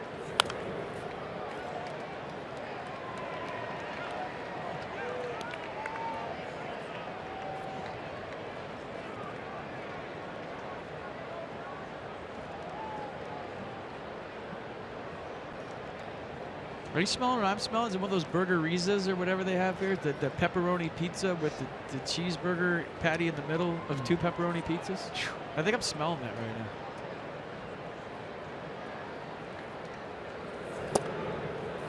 Don't bring one up here. No, I don't want one of those. We don't need the broadcast team in a food coma. No. In the middle of the game on opening day. Or just bring defibrillators with it. Bring the paddles. Tough at bat by the number 8 man here, Jace Peterson.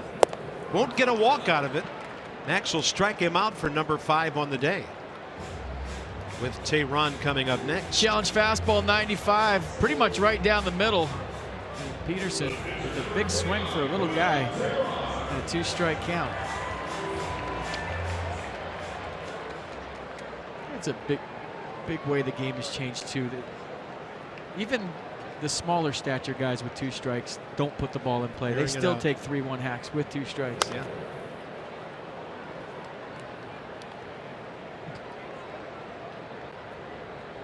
Tehran pop up to Daniel Murphy first time.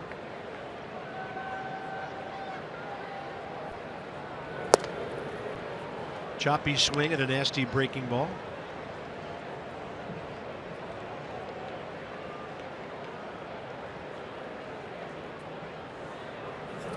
And a slider.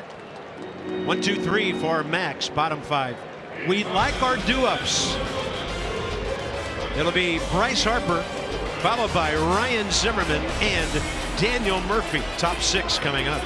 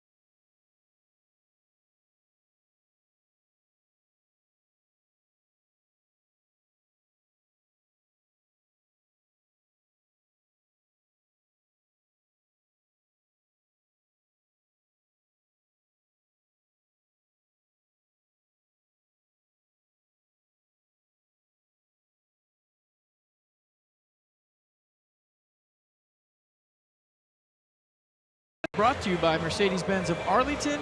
Visit them at www.justmercedes.com. 2-2 as we have to the top of the 6th. You want to see some homers? We're going to show you some homers in order, folks. First inning, Bryce Harper gone. His first of what we're thinking is going to be $1 million this year. Freddie Freeman. The Nat Killer doing his thing. I wonder if Ben Revere heard himself jumping for that ball. I don't know. I'm not supposed to speculate, so I'm not good at it. And then Daniel Murphy, welcome to the Nats. Straightaway center Tater. That felt good. And Adonis Garcia joins the party. So 4 home runs so far. Forget walks and bunts and hit and runs and getting them over, getting them in. Guys are driving themselves in here at Turner Field today. 2 Nats have been on base twice, Bryce Harper and Daniel Murphy, each with a home run and a walk.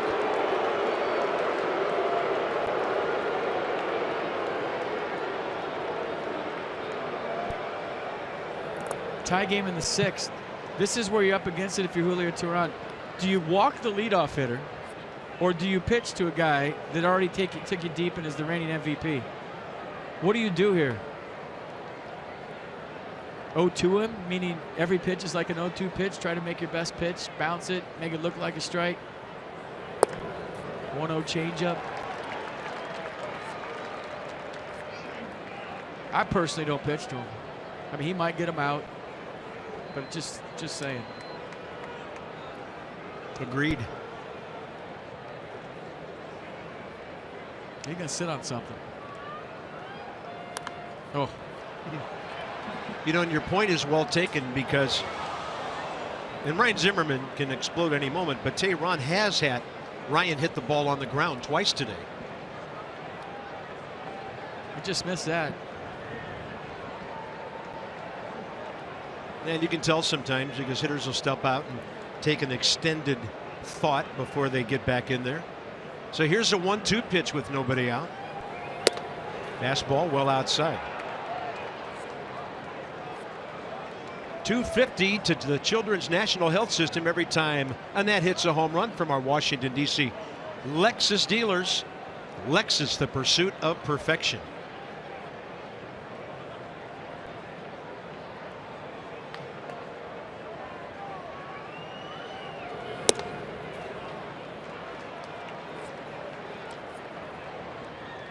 I don't think he sees a fastball for a strike here.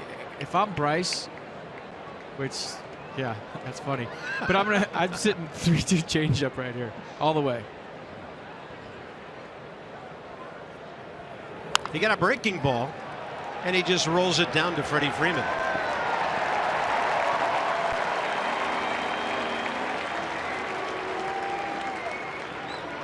And I can't explain how hard it is for a hitter to get off the fastball, meaning think soft, think he's going to throw me off speed, because you flip-flop at night when you let a fastball go right down the middle. And Bryce Harper is such a good fastball hitter, but really how many fastballs down the middle is he going to see in 162 games? Yeah. Not many. So I think the evolution of Bryce as an MVP and as one of the best players in baseball is he's learned to think backwards and sit on pitches in fastball counts. But it's not easy to do. It's a mindset that just goes against everything you've been taught and learned your whole life as a hitter. You've learned how to sit on number one and hit number one, but he's rarely going to get one with any kind of plate. He's going to get show me fastballs off the plate, show me fastballs away, fastballs up, but rarely is he going to get one down the heart.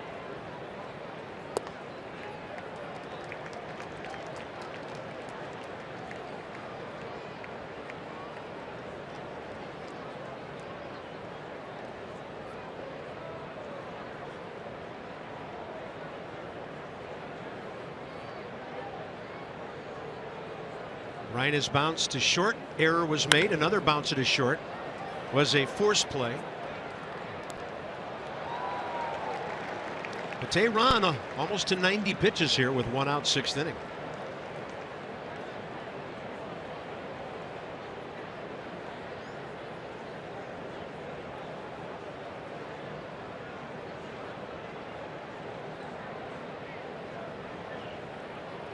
Breaking ball, and he bangs it up the middle.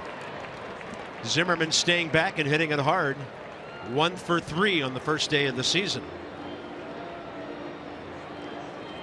Nice piece of hitting right there, staying through the baseball. He's a little bit fooled, but he kept his hands back and then just stayed through it up the middle. Not really fooled at all. Check that. I mean, he was just almost like he was sitting on that slider from Tehran, just right up the middle. Good extension, nice swing. Our first shot in center field, I saw a little knuckling action. That ball had no spin on it when it came off Ryan's bat, so he got it. Here's Murphy, home run just to the left of the 400 mark in center last time up.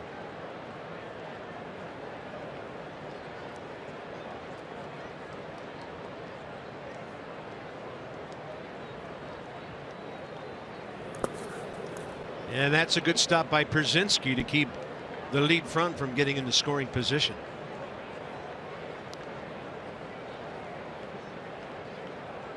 He's thinking, what's he going to throw me here? 1-0.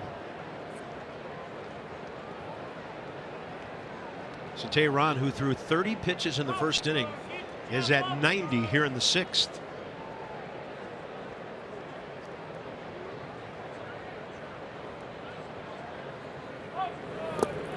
Another one skips in there. Zimmerman reads it. He's into second without a play. A great read by Ryan Zimmerman. Doesn't get enough credit for his intelligence on the base pass. One of the best base runners, I think, definitely on the Nats. But that's just anticipation. He knows that Murphy hit a ball out on a fastball last time. He's probably thinking in his lead, he's not going to get a heater right here in a 1-0 count. I'm looking for something soft, and I'm looking for it in the dirt. He got it. He broke as soon as it hit the dirt. It was easily into second base. Those plays over 162 games add up. I can't tell you how much difference those make in wins and losses. Little things like that. Target away on a 2-0 count here.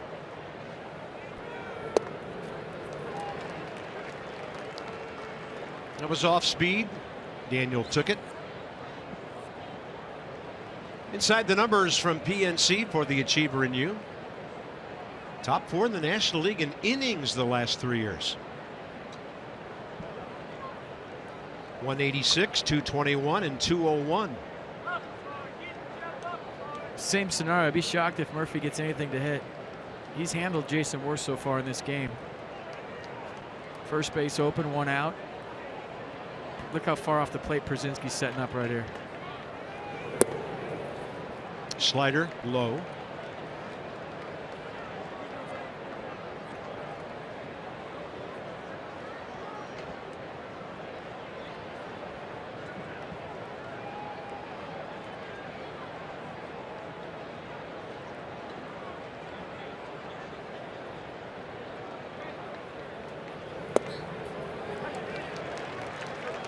think that surprised Daniel Murphy. Little spinning slider at 83, 3-1.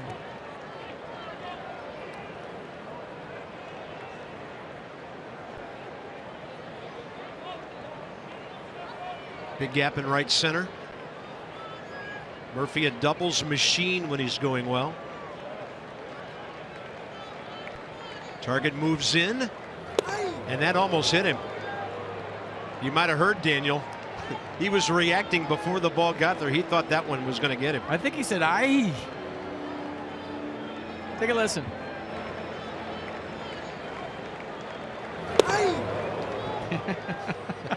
Sometimes you yell because you think it's going to hit you. Yeah. And then it doesn't hit you. And for more on the conditions on a sunny afternoon here at Turner Field, here's Dan. Yeah, Bob, you guys were speculating about the tough hitting conditions, and it looks like there are a lot of guys kind of struggling with whether to go with sunglasses or not. Michael A. Taylor had him on when he was walking out into the on-deck circle, turned around, tossed him to Rick Shue, and Jason Worth did the same thing, had the shades on when walking out into the on-deck circle, kind of took him off, testing it out, ended up tossing his as well. You've got the sun behind them, the mound right now in the shade, then that little brief bit of sun that's coming in from the top deck, those windows up there. So guys are kind of struggling in between whether to go with the sunglasses or without. A little tough vision out there for these batters. Shadows into the outfield and left field. At right field, right center, a really tough sun field now. At 5:51 local time, here's Jason Worth. Swinging strikeout, fly ball to center. 5 career hits, 3 RBIs against Julio Teheran.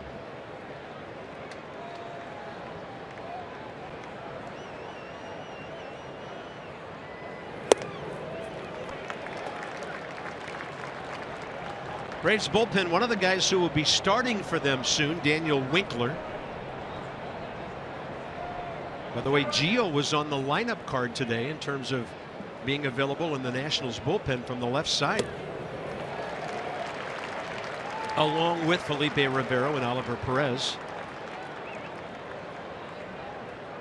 Days off coming. Some teams don't need 5 starters right now. That's why the Braves have Winkler available.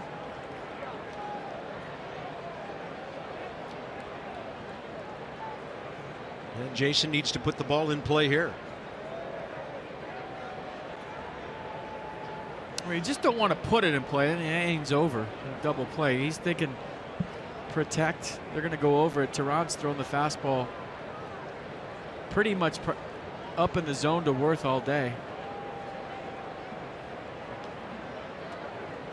So the Nats box Michael A. Taylor now in center field 0 for 1. Revere was 0 for 2 left. Unspecified reasons. Harper, Murphy. Rendon a hit, Zimmerman a hit, Ramos a base hit. Jason Worth takes it up and away. Mercedes will track it. Pretty close. Maybe top of the zone. No, it looked like it might have hit the corner. Tell you what, he's got the whole right side of the infield. Peterson playing him right up the middle. Worth, little fly ball to right and into the sun. Nick Markakis handles that. 2 outs.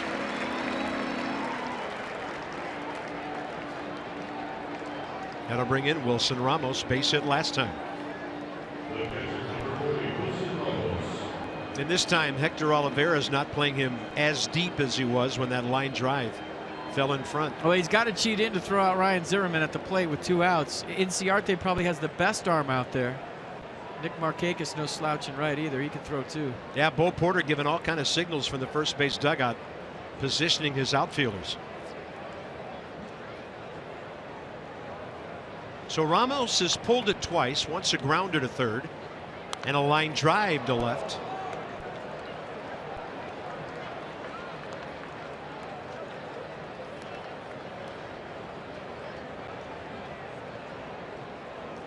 Two ball game. Nats about hit the Braves 5-2. Top 6, 2 on, 2 out.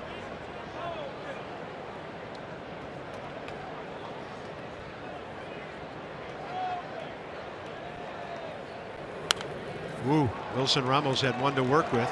2 straight foul balls off the screen, caught on the fly by A.J. Pierzynski.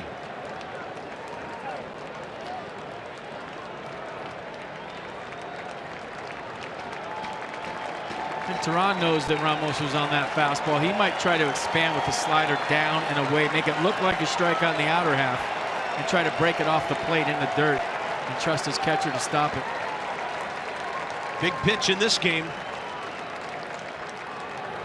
Ramos high in the air, right field.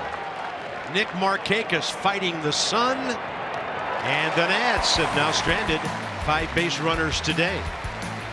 Tie ball game after 5.5.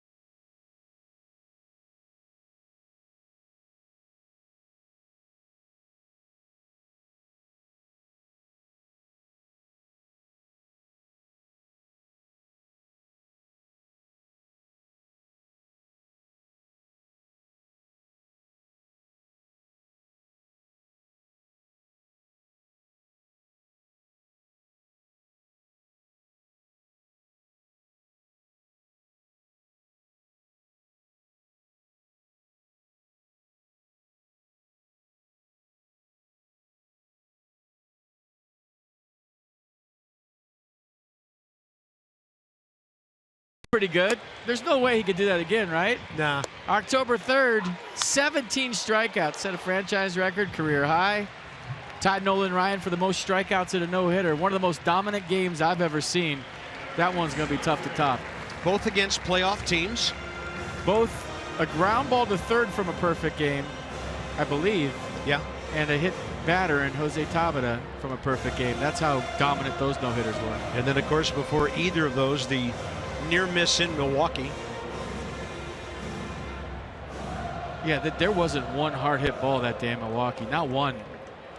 Now, usually in a no-hitter, you'll see a line out, a great play. I think there was a number of them in the Pittsburgh game.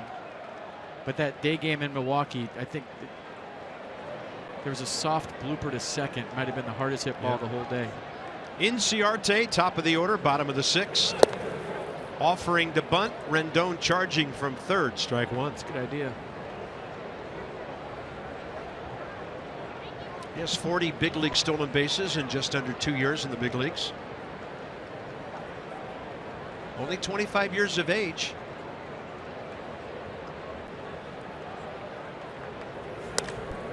In the air, in the shade, and in the glove of Danny Espinosa. Let's do some yoga in the outfield. It returns this year following the Nats Marlins game Sunday, May 15th. It's not a stretch to say this will be the biggest and best yoga in the outfield ever. So bad. They write them, I read them. Seriously. Visit nationals.com/yoga. They should have yogurt in the outfield. That'd be way better. Just like cover the whole outfield in yogurt. Yeah. Matt Thornton watching this one? Really? Wow.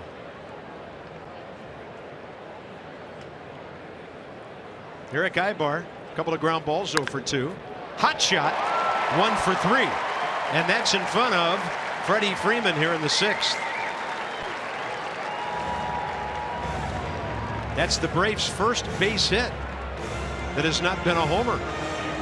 One of the fastest infields in the National League here at Turner Field. They cut the Bermuda so short. I mean, ball gets on you.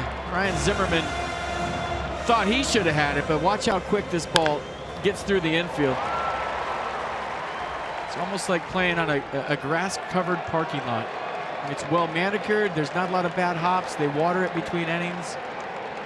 But the ball flies through this infield. Well, I know Johnny and Ray talk a lot about defining moments when they do their Nats Extra post-game show. This could be one for Max Scherzer here against Freeman with a runner aboard, 1 out, tie game. Late innings upon us. And all of a sudden, Freeman has a little protection in the on-deck circle because Garcia homered his last time up.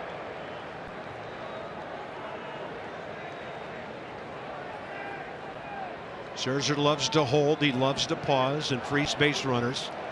And you knew Freddie Freeman would ask for time from Jerry Meals.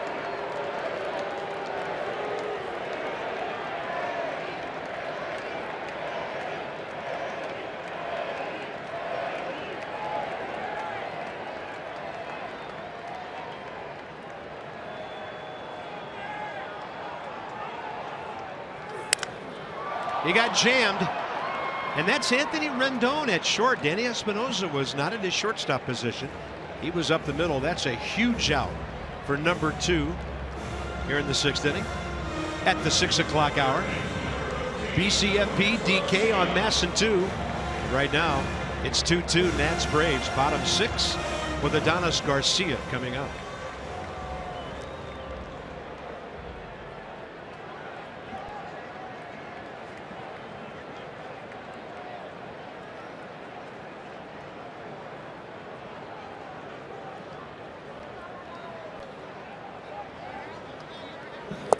Challenge fastball, strike 1. Big swing.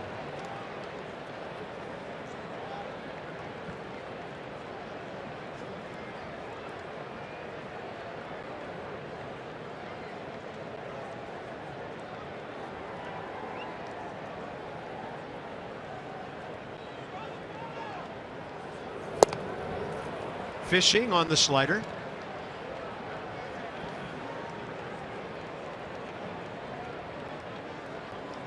First final of the day is in from Milwaukee. Giants 12-3 over the Brewers.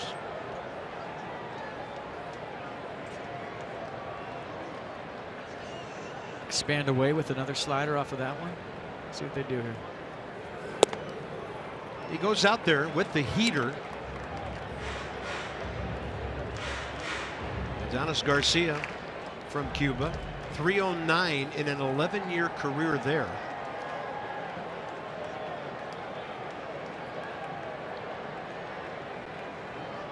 He had 10 in 58 games here when he got called up last year to Atlanta. 1-2 pitch.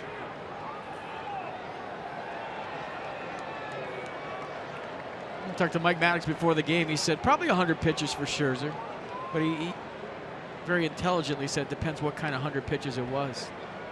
Did he have to work hard to get out of jams? Is he on cruise control? Started this inning at 79. Blows it by Garcia.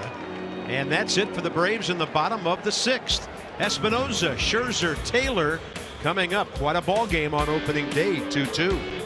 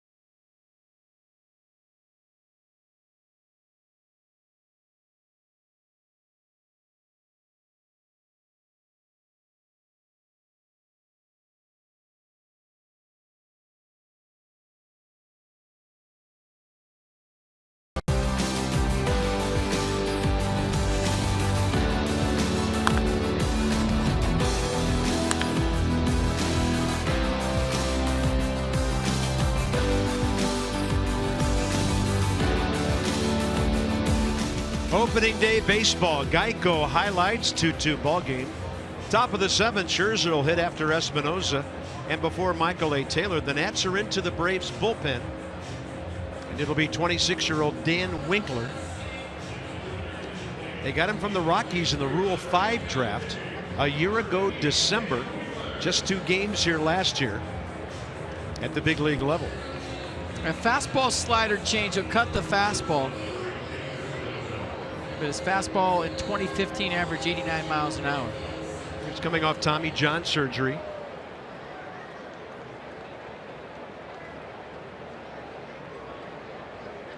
Originally drafted by the Cubs, didn't sign. Rockies signed him. Top of the 7th, Danny Espinoza. A couple of balls to shortstop, one a line drive, the other a ground ball turned into a 6-4-3. And down at third base, Chris Conroy says he went around. Good idea, I like it. Yeah, in front of the pitcher, number 8 hitter in the National League.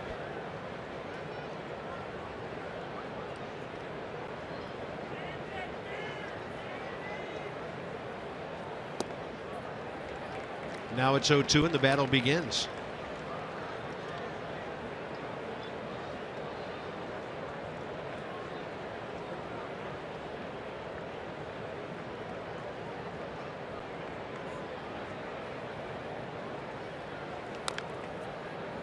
That was breaking right in on his hands. So not a bad outing by Tehran. 6 innings, 5 hits, walked 3, struck out 4. A couple of homers, 102 pitches, 63 for strikes.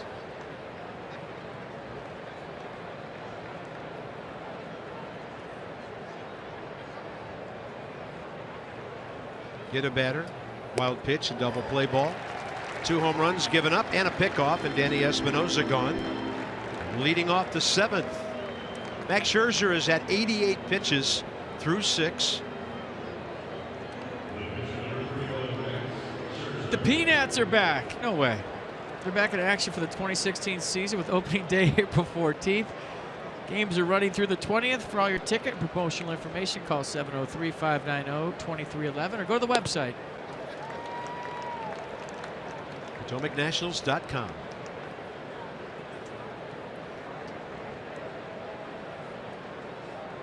Max Scherzer, a couple of strikeouts, 1 swinging, 1 called.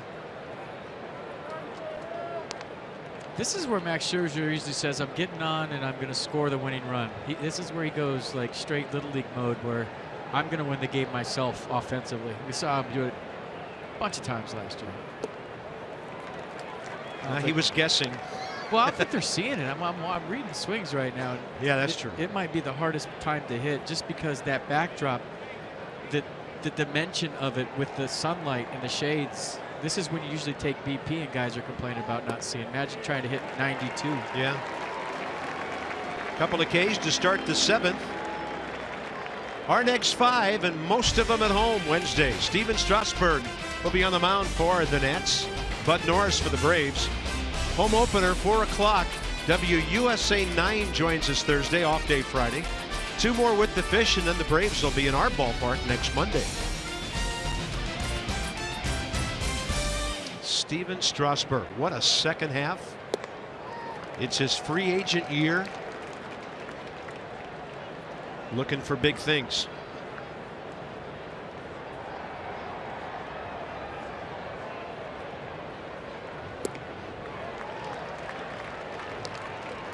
Oh, and 2 to Michael A. Taylor.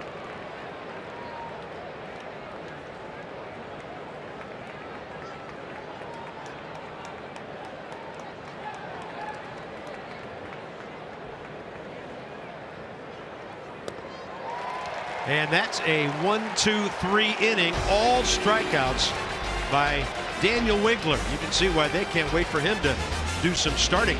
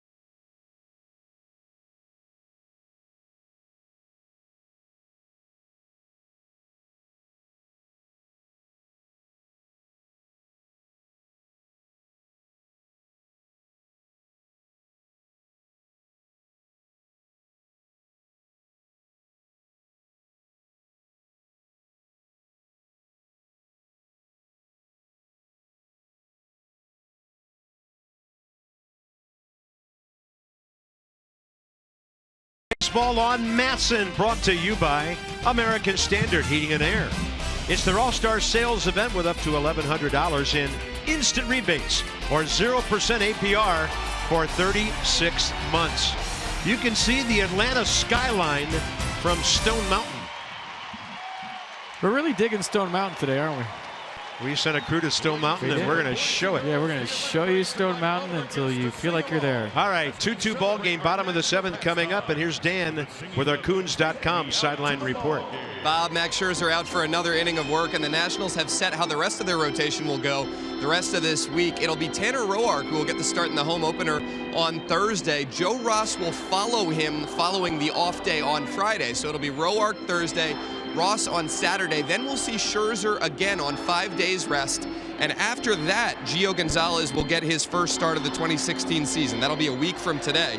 So it'll go Roark, Ross, Scherzer, Gio, and then Strasburg again. Gio slotted in between the two hard-throwing righties.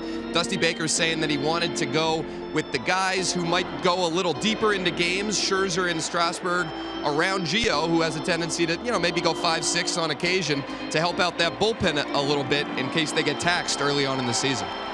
Very interesting. And over 2 million vehicles sold and counting at Coons, as Dan brings us our sideline report. Max Scherzer, 88 pitches, 61 strikes through 6. He'll face Markakis, Oliveira, and Perzinski.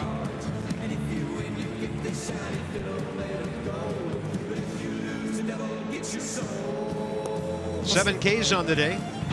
Well, let's see all 7, or at least some. Max Scherzer, I think the slider's been his best pitch all day. Fastball's been ramped up. He's getting to the 94, 95, 96 range right now. And at his pitch count, this is where you usually see him empty the tank. You're going to see a lot of 95s, 96s this inning. He's not going to leave anything out there. Toyota Case for Kids is back. Washington area Toyota dealers helping children and their families. A donation of $37 for every strikeout to the Children's Inn of the National Institutes of Health. Markakis 0 for 2. And so are the next 2 hitters. Remember, Markakis last year had that offseason or that early season back surgery, and he never really had the pop that he's had in the past. He had a chance to really get in the weight room. He put on a lot of weight. He's staying on top of the plate looking to pull more this year. Yeah, you see Nick Markakis hitting 3 home runs in a season, you know something's not right. In his Baltimore career, he always averaged 15 to 18 per year.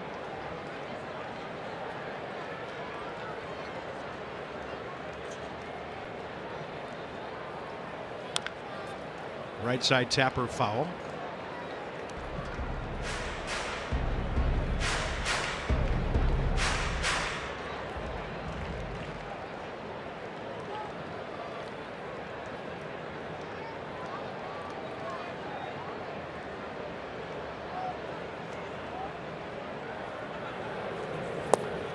He had a rough spring, hit 182 in the Grapefruit League with only 1 extra base hit. Braves said they're not worried. They just like the fact that he's healthy. He had a chance to get strong again. And he's saying he feels great. 1 ball, 2 strikes. Almost made it to 400 consecutive games without an error before he made one in the first inning of the Braves at the Nats on June 25th. Double barrels. Sean Kelly joining Oliver Perez.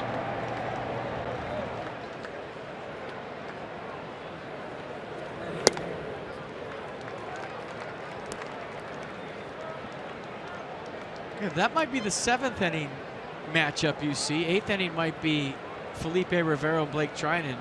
And that's all with a save situation and lead to get the Jonathan Papelbon in the 9th. 2-2 pitch.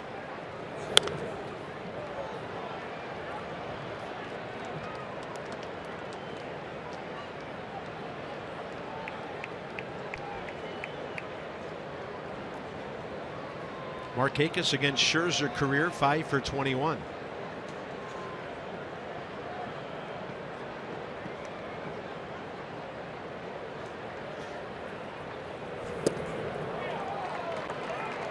A big pitch coming right here. I mean, he's given up 3 hits, 2 runs, 2 home runs. I don't really think he's made a mistake today. The pitch to Freddie Freeman is exactly what he should have thrown. And the pitch to Garcia was a slider that was breaking away from him that he pulled. Oh, he misses. Leadoff walk. First time the Braves have had a walk since the 3rd inning. And the lead runs aboard with right-handed hitting. Hector Oliveira coming up. Look at Mike Maddox. He's going down the phone. Dusty Baker just talked to his pitching coach. So now we're all going to kind of get an idea how Dusty's going to run a bullpen. First time we're going to see him in action. And I think he's thinking, I might want to get that lefty in there for AJ Pierzynski. We'll see. Pierzynski was a great clutch hitter for the Braves last year. And that has nothing to do with how Max Scherzer's pitching, because he's dealing. You just don't want to extend your horse too far on opening day. There's so many starts coming, 32, 33 more starts, whatever it is. Don't want to leave him out there too long early.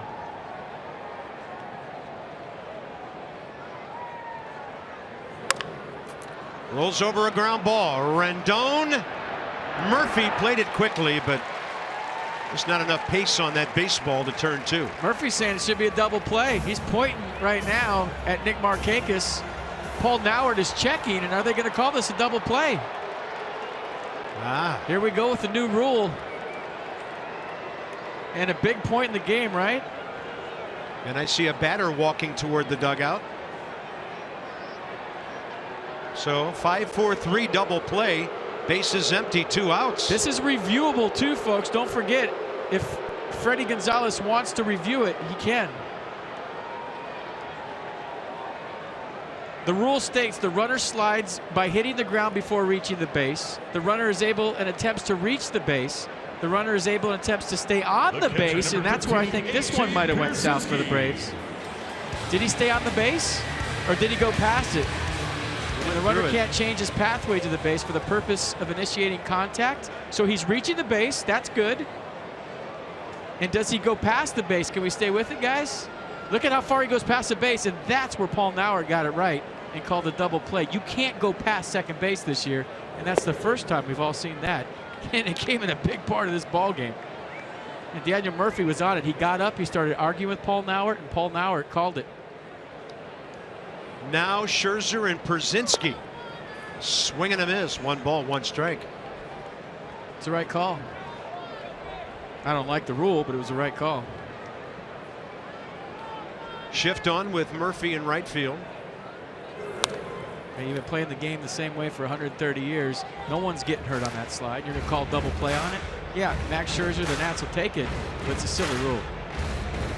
It's baseball, not flag football. Well said.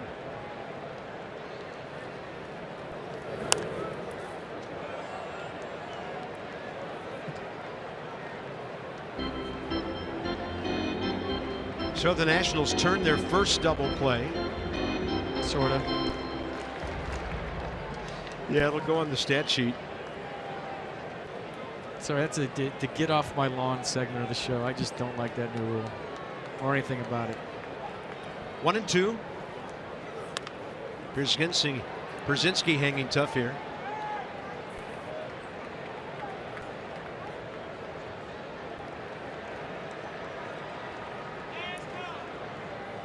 Bottom of the 7th, 2-2. So you're telling me in a day game when the field dries out, I got to really start my slide early because it's dry, and that's when you really skid on the dirt. So I got to take all this into account as a runner now? It's a lot to consider. Yeah. Zimmerman on the charge, scooping to Scherzer, and 7 outstanding innings by Max. We'll see if it goes any farther. Rendon, Harper, and Zimmerman coming up.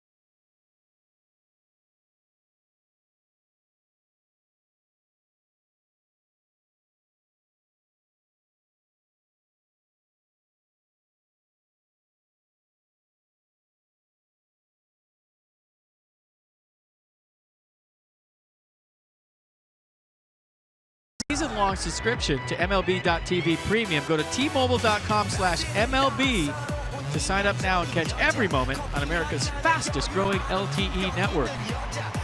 So, Max Scherzer, between innings, coming off the field. Dusty, I'm good. Dusty, I'm good. I can stay in this game. I can stay in this game. That's it. Good job. All right. Little handshake. And a pretty good start number one from Max Scherzer.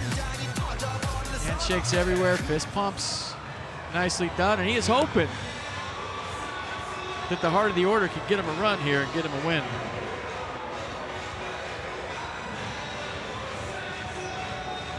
Braves further into their bullpen. Scherzer, 104 pitches, 72 strikes. 3 hits, 2 runs, 2 walks, 7 strikeouts in 7 innings. 25-year-old Arodys Vizcaíno.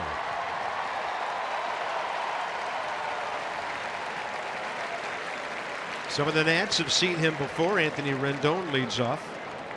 Rendon faces the righty for the first time. Anthony today 1 for 3 with a base hit and a line drive out to third. Gashes one to short. They were playing him to pull. Long throw, Ibar, and Freeman stayed on the bag.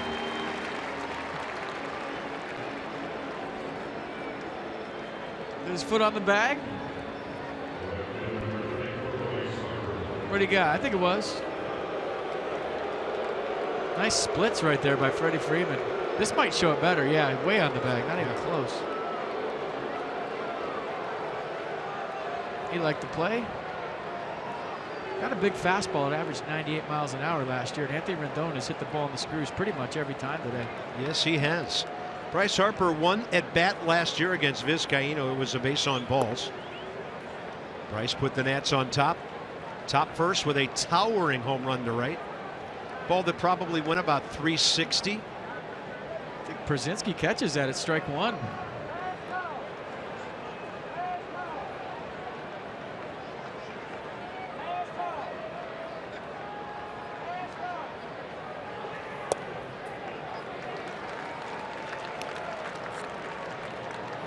For the 8th inning, Felipe Rivero. Braves at the bottom of their order.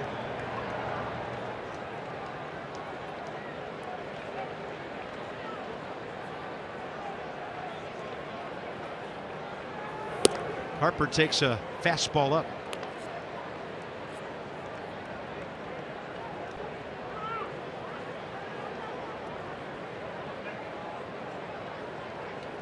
Must see TV every time this guy hits.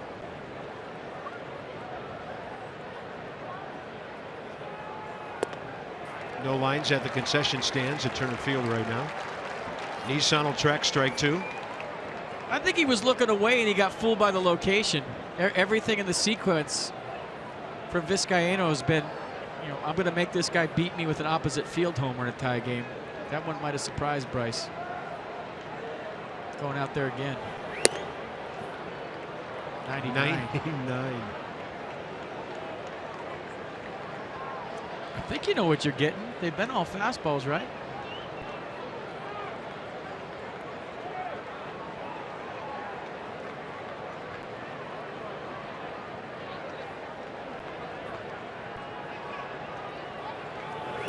And he misses. Harper aboard. 1 out, 8th inning. So this is the time when you could be aggressive if you're Bryce Harper on first base. We talked about he might run more this year. Right now is the time to do it if Vizcaíno is delivered to the plate. I don't have split times on him yet. I'll try to get you one, but usually guys that throw in the upper 90s take their time. And we'll see if Bryce Harper has any notions about going.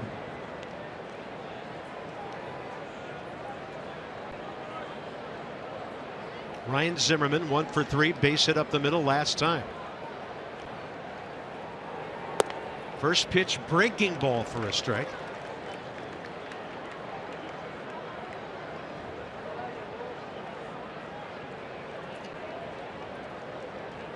Ryan 0 for 1 career against the righty.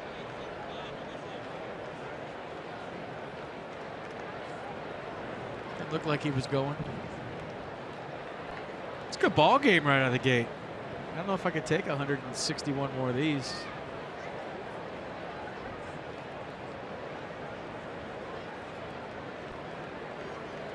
few laughers will be nice.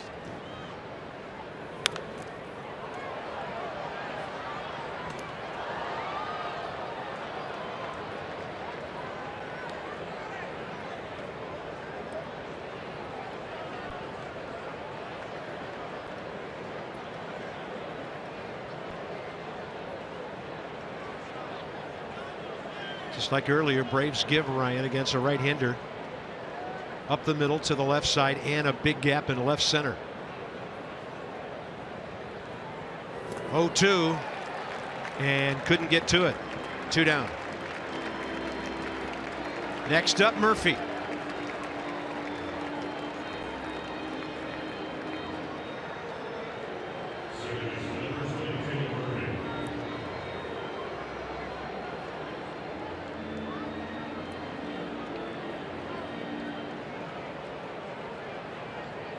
On base 3 times, walk in the first, homer in the 4th, hit by a pitch in the 6th.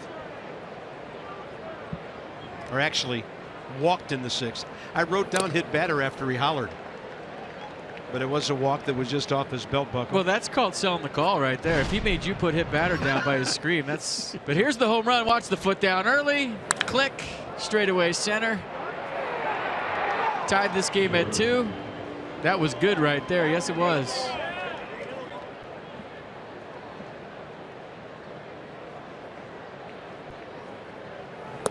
Not quite you like that, but we'll take it on game 1 of the season. That was good right there. Yeah, a little middle away, down in the zone. Always kind of been a low ball hitter. He can go ahead and get in that zone he was in the postseason if he wants. Sure Dusty would like that.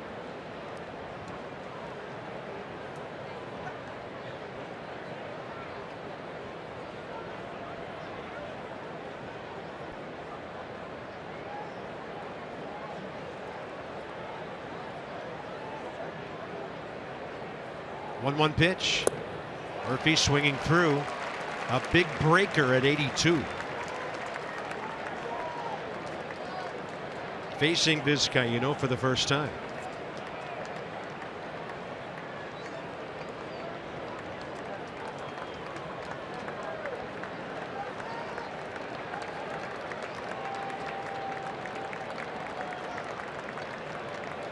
Runner on the move in the dirt. Bryce Harper rips his first bag of the year. And that's when it's valuable. You know, ideally you'd like him to get there early in the count, but he picked a good pitch. Watch Bryce Harper. This might be the Davey Lopes effect. Who knows? You know, you take off on a 98-mile-an-hour fastball, it gives Przinsky a chance to throw you out. You take off on a slider that's 10 miles an hour slower, now you get an extra step. Even if Przinsky catches that, Bryce Harper had that bag ripped, and now see what they do to Daniel Murphy in a 2-2 count with a go-ahead run. Yeah, first base open, Worth on deck.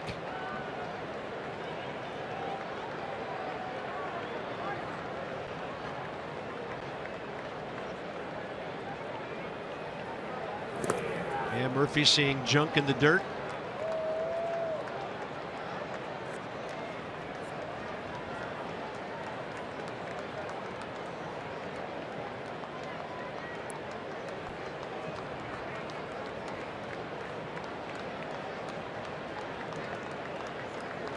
Two came, top 8. Nats looking for their first base hit since Zimmerman single in the 6th inning.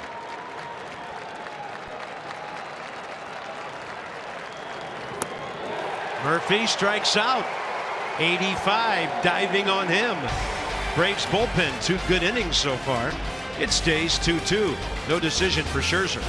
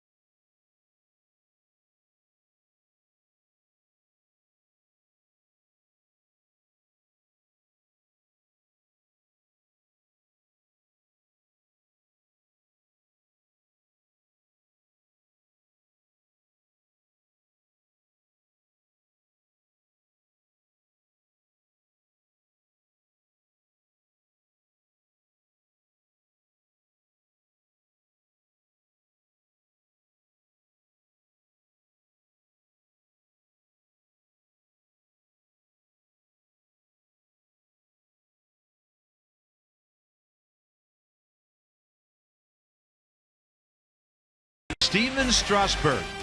11-7 last year. He was amazing his last 10 starts. With a 1.90 ERA, 92 strikeouts, 8 walks. Are you kidding? Bud Norris for the Braves. Wednesday, 7 o'clock. Johnny and Ray with Nats Extra at 6:30.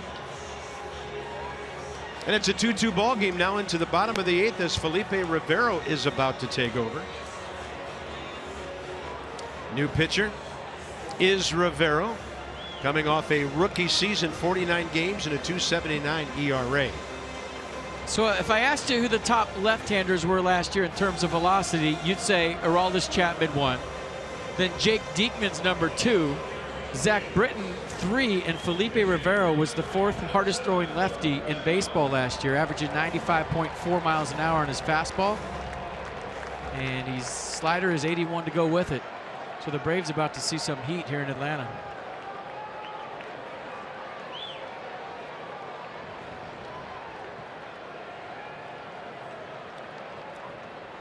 And this looks like Gordon Beckham hitting for Jace Peterson. Beckham over from the American League. Chicago White Sox had a couple of guys come over from Chicago. Beckham, a .242 hitter in 7 years with the White Sox, and a brief stop with the Angels during that time. 97. And then Frank Gore, who's come home to Atlanta, is on deck.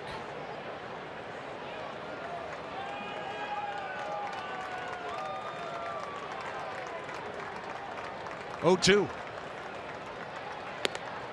Well, that didn't take long. Finishes them off with 97. Big reaction here for the local boy come home, Jeff Francoeur. Well, this was a thanks for coming. Oh, 3-pitch see ya, all fastballs, and that's a tough assignment for Beckham off the bench to face that. And you'd think Chipper Jones just stepped up to the plate. Jeff Francoeur was a first rounder for the Braves back in 02. 23rd player overall taken out of Parkview High School here in Atlanta. He was a Brave till 09 until he was traded to the Mets. Free swinger, goes up hacking. He can get himself out, but if you make a mistake, he can hit it a mile. Well, he's swinging from the time he gets to the ballpark. He's swinging. He's not a fan of the catcher catching pitches.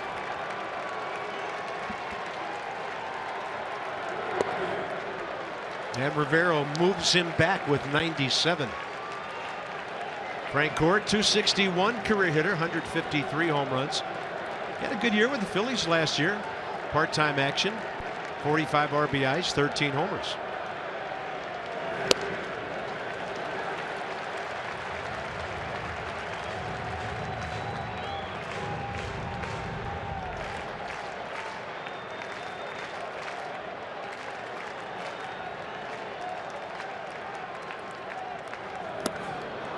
And Felipe turns one over on him. Yeah, pitch he worked on all spring training. He used to be pretty much fastball slider last year, but he implemented the changeup. And with guys sitting on 97, 98, Francoeur way out in front of that pitch. 2-2 with 1 out.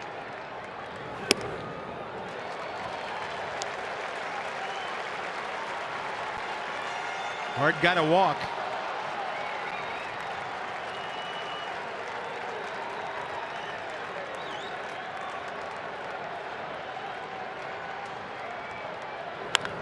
In their only matchup last year, when Francoeur was with the Phillies, Felipe struck him out.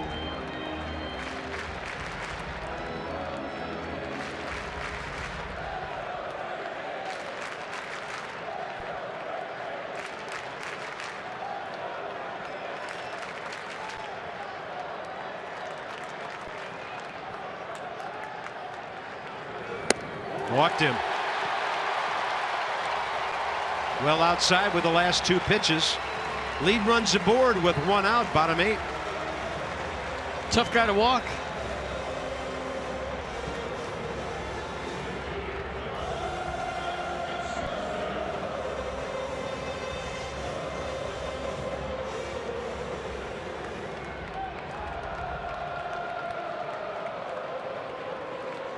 Ender Inciarte 0 for 2 with a base on balls.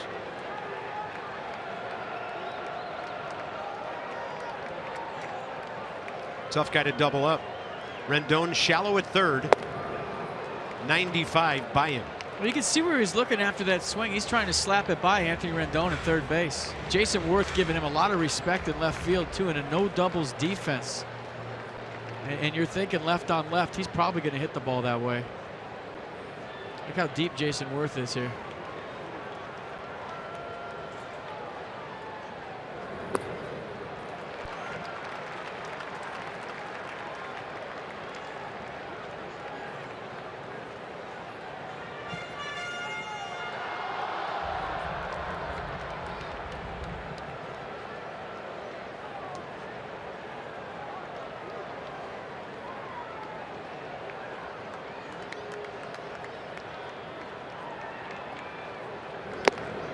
Foul tip. Strike two. We talked about the adrenaline on opening day for players. I mean, Max Scherzer early on was a little quick with his body and his arm was late catching up. He was missing away with his fastball to lefties early, locked it in. Turned to just another game for Scherzer. But right now, that's what Felipe Rivero's fighting, that adrenaline rush. You know, tie ball game, 8th inning, opening day. And a 1-2 pitch is low. And he looks a little overamped, and it's understandable. 24 years of age.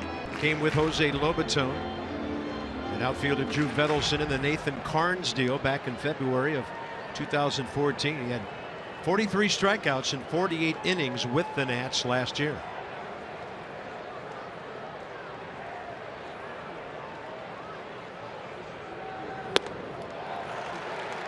Overthrow on the slider. Yeah. Sean Kelly has been up for a while. Eric Ibar is next. Freddie Freeman after him if the inning goes that far.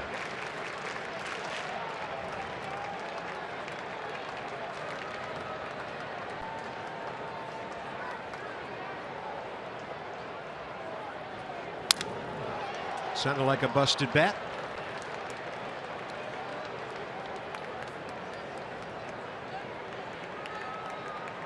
MLB.TV Premium, the #1 live streaming sports service, delivers everything you've come to expect and more. Includes a free subscription at Bat Premium, the #1 app for live baseball. Blackout and other restrictions apply. Visit MLB.TV for details. Lefty-lefty matchup here. Switch hitter on deck. Runner aboard. With one out. Frank Cora short lead. And a ball guided into left. Worth was playing deep. And it drops in front of him. I just didn't think Inciarte had enough pop to hit anything over Jason Worth's head if he was playing normal left field. And I was shocked that he was playing him so deep. I mean, way too much respect, in my opinion, right there for Ender Inciarte, a leadoff hitter. I mean, no doubles is one thing if you got a guy like Bryce Harper up that could drive a ball over your head in left field. But maybe I'm wrong and I haven't seen Inciarte play enough. But I thought Worth was playing way too deep to start, and it proves costly right there. Yeah, guy with 10 career home runs. 2 on, 1 out. Ibar, as mentioned, a switch hitter, and then big time danger on deck. Ibar's another guy who's quick, even though he's 32. He'll have to hit it pretty hard at somebody to get doubled up. And that is down the line and right, and a foul ball.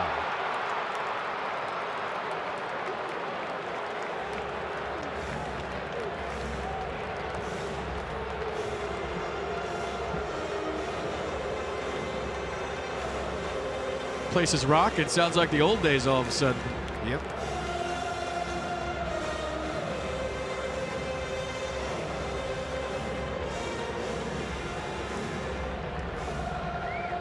So last year, Ibar 270 from each side of the plate.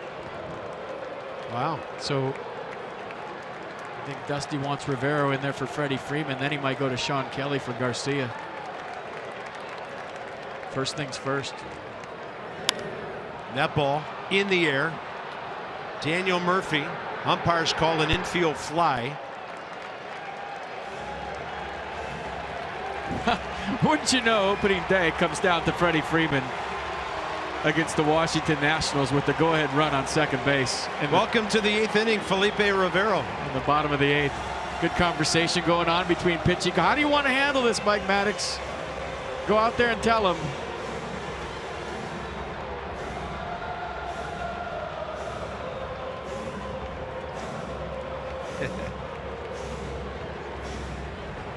This is good stuff. Real good stuff. If you miss baseball, you miss the Nats. They don't get better than this on opening day, folks. This has been a great game. Freddie Freeman is 0 for 1 against Felipe Rivero with a strikeout last year. 219 versus lefties last year, 298 versus righties.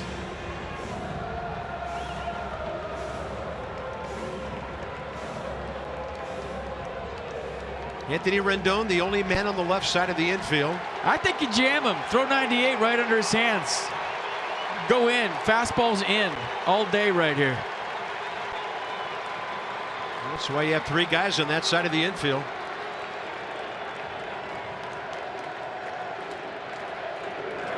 That's way in there. That's all right.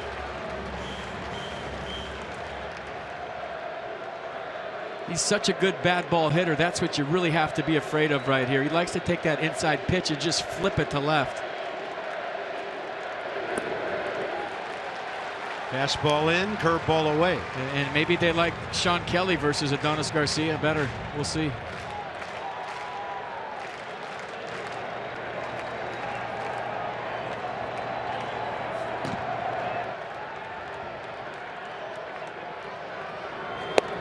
Good pitch. That's a good pitch. Stay right there. If you walk him, you walk him. But you got to be careful right here because he might be swinging.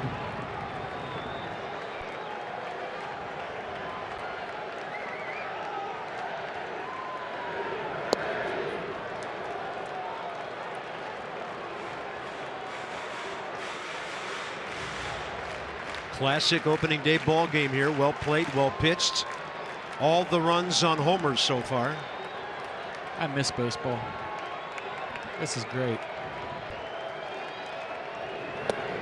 Low. Oh, he gets a call.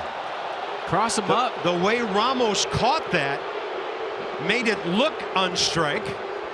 But it's strike 2. Let's check it. It was a strike, but this is a cross-up, and Wilson Ramos did a nice job of keeping that in front. He called the 3-1 slider right there. Wow. Rivero threw the fastball, and it's all Wilson Ramos could do was knock it down in the upper 90s. Freddie Gonzalez doesn't like it, but pitch track showed it was a strike. Yeah, it was right down the middle. Here we go. 3-2, 2 outs, bottom of the 8th. Game on.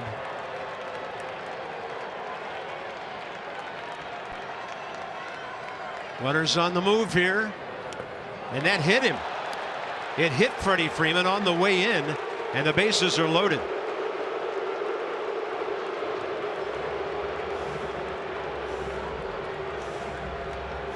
How about Sean Kelly's first appearance as a Washington National?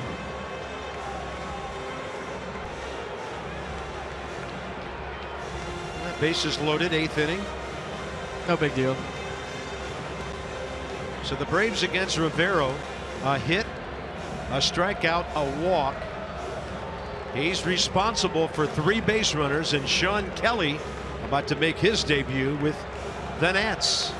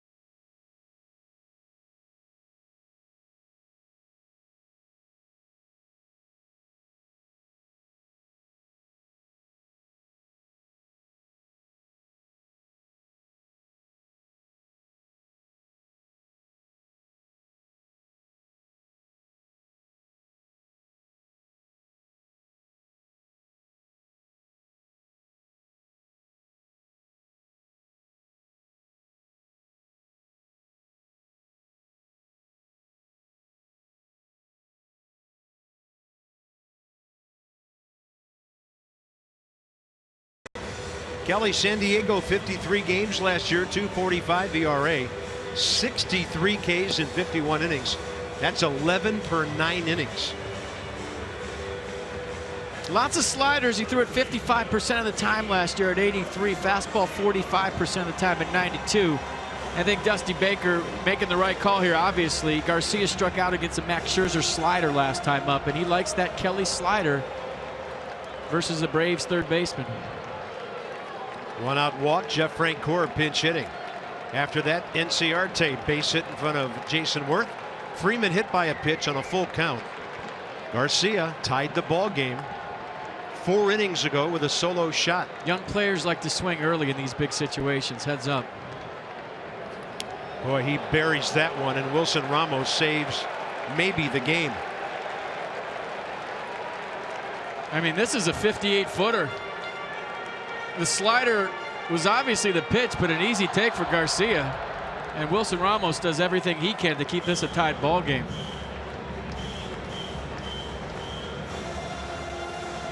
Kind of trapped that ball between his arm and the chest protector. That tells me that Sean Kelly's feeling the situation.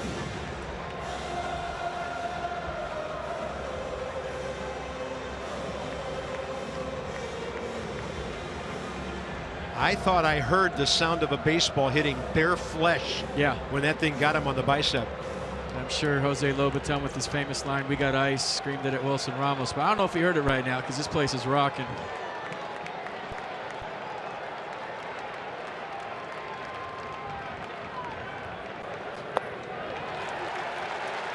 Not close with either. Ball 2. Well, now you're painting yourself into a corner. If you're Sean Kelly, you got to throw a strike. And Garcia knows a fastball's coming.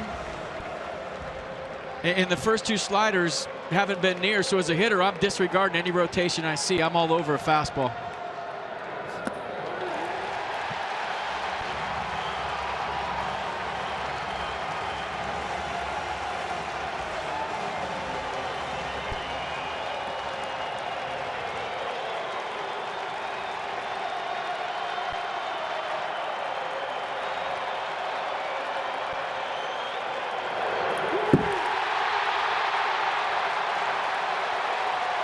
To Atlanta. That might be the easiest at bat Adonis Garcia has all season.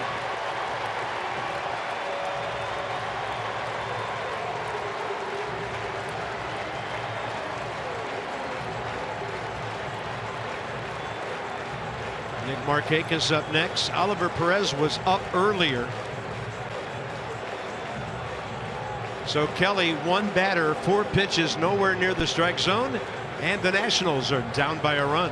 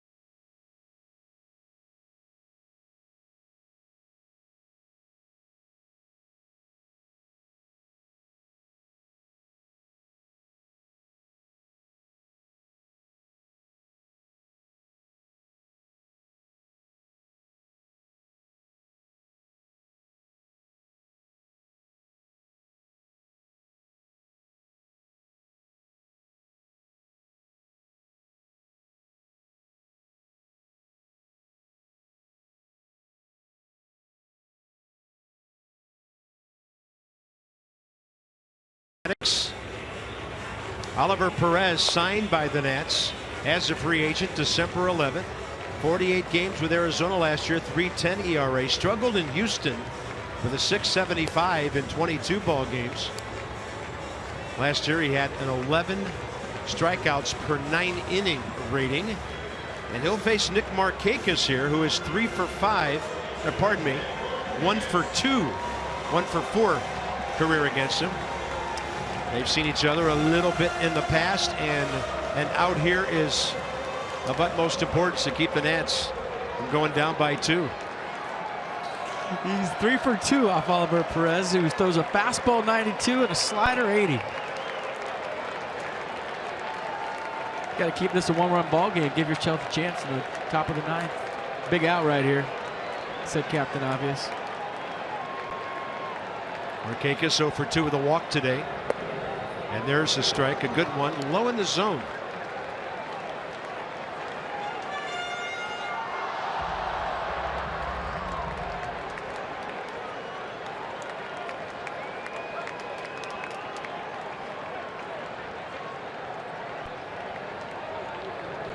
Then the breaking ball just missed. Give you a different look a lot of times, show you his numbers, quick pitch you, different arm angles. And this is exactly what Oliver Perez was brought to DC for. This situation right here. Big left-hander late in the game. Here's the quick pitch. Yeah, and he had the left-handed batter turning his back on that one. Third base, Inciarte. Second base, Freeman. Garcia 2 RBIs today with a home run and a walk at first.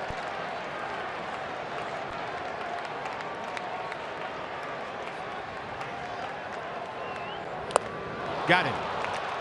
Now that's a veteran getting in there and doing his job. Hops over the third base line so as not to touch it.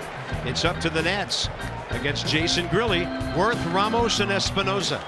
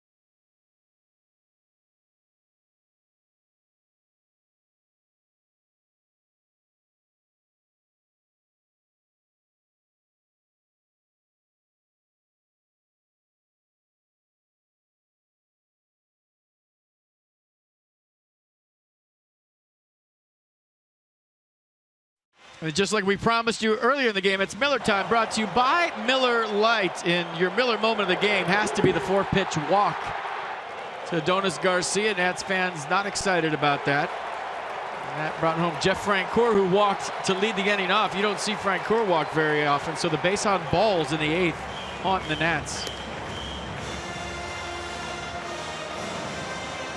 Johnny and Ray in the studio for opening day here. We invite you to tune into the Nats Extra postgame show, presented by WB Mason. When this one's over. Jason Worth 1 for 3 career against Jason Grilli with a home run, 2 RBIs. Grilli was at the tail end of that miraculous recovery by the Nats. The comeback featuring the Dan Uggla home run in this ballpark last year, and Grilli gave it up after Tehran had frittered away a large lead. Jason 0 for 3 today. Grilli 74 career saves, 24 with the Braves last year. His breakout season was 33 with the Pirates in 2013. Yeah, 2-pitch guy, Carp. Fastball averages 94, slider 83. There's the slider. Nats get a break. It's 2-0. Jerry Meals flinched right there. He was thinking about calling that a strike. Watch Meals. The pitch looked good to me, but watch Jerry Meals. He starts to raise up to call it and then decides it's a ball.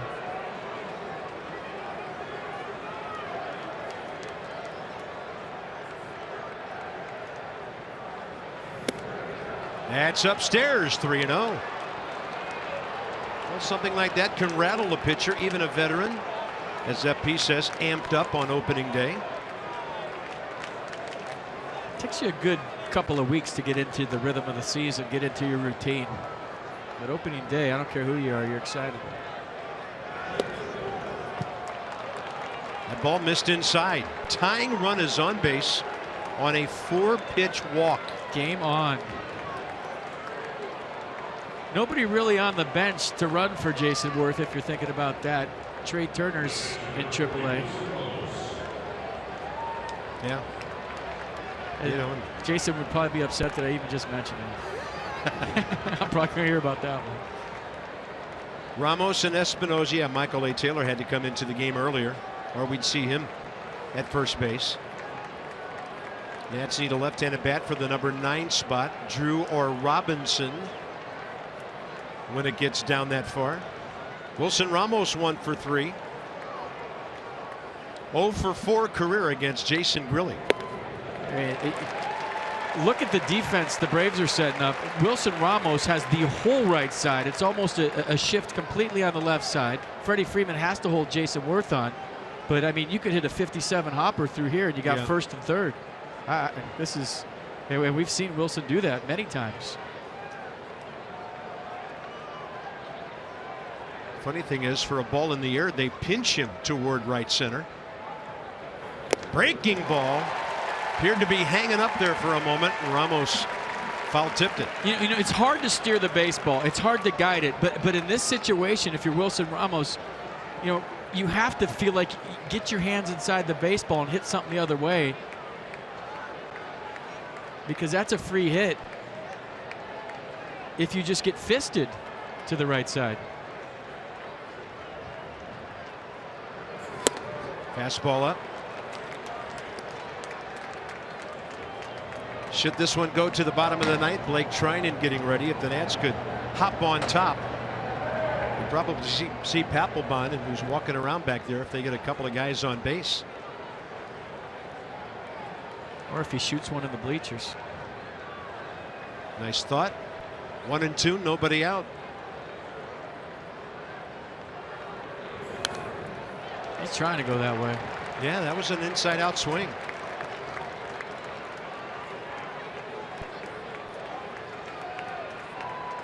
Beckham's kind of creeping over a little bit more with 2 strikes than he, early in the count, he was standing right over second base.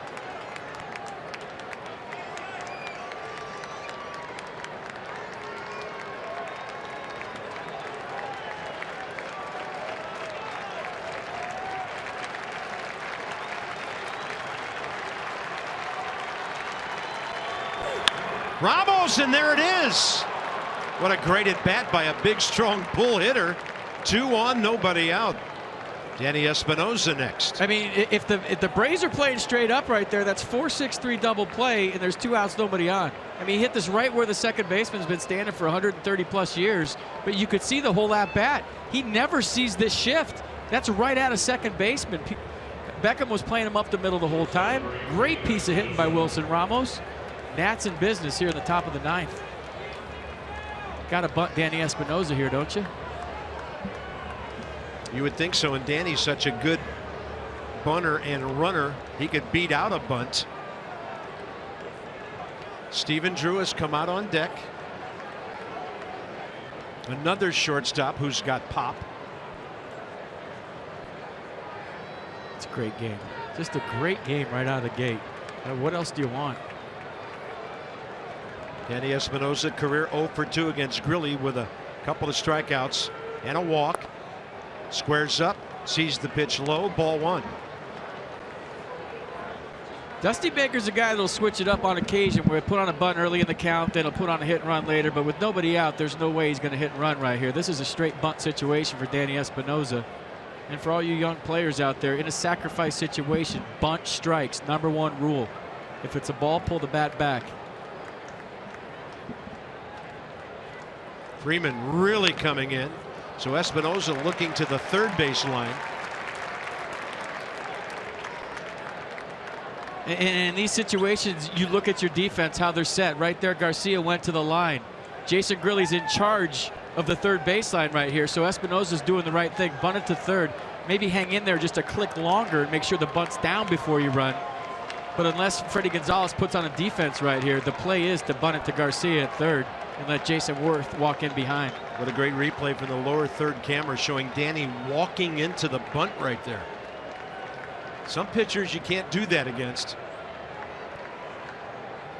He's deep in the box right now. Here comes Freeman. And Danny way late for that. Now the choice, do you have to have him swing away after he's bunted twice poorly? Long look by Bob Henley into the dugout. And he's looking to see if they're putting it down with 2 strikes.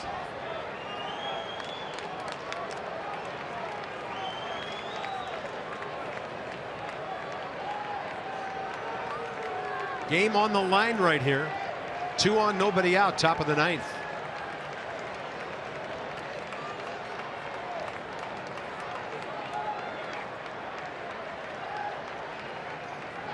He's going to bunt a third one, and he does it beautifully. A chance to beat it out. Bases loaded, nobody out. Unbelievable bunt on an 0-2 count. Oh, this is so good.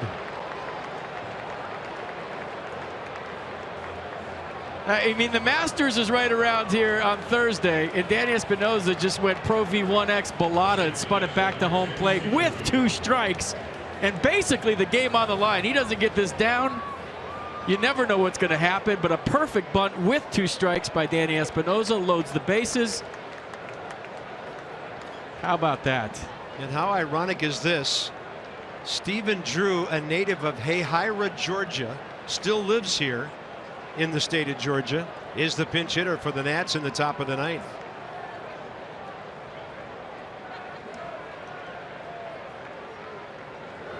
Breaking ball in there. Drew 0 for 4 career against Grilly with a walk and 2 strikeouts. Basically, contact is what you're looking for. Hey, the infield's back.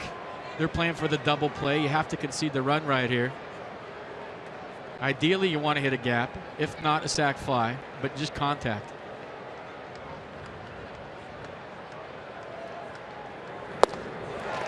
'92 couldn't get to it. 0-2.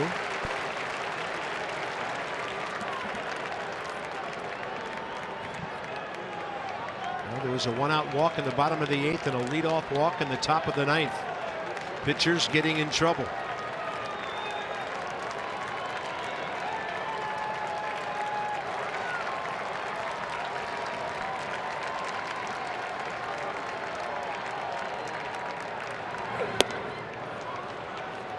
Sounded like Grilly reached back for a little extra there, grunting as he unleashed that fastball.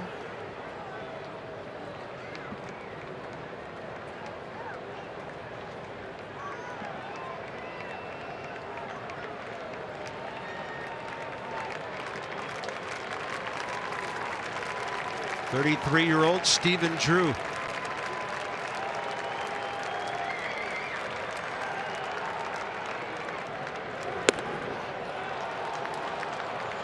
He wanted to. Good take. Jim Johnson, the right-hander. Eric O'Flaherty, the lefty.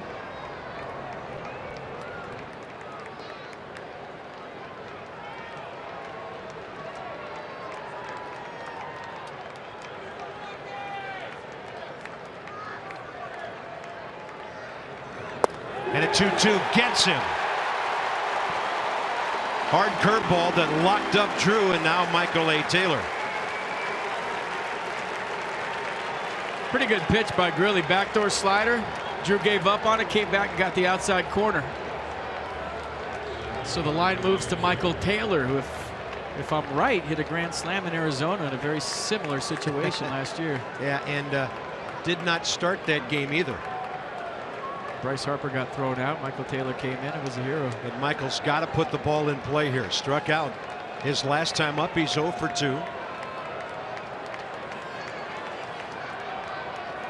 0 for 1 against Grilly. And he gets one into the outfield. Is it deep enough?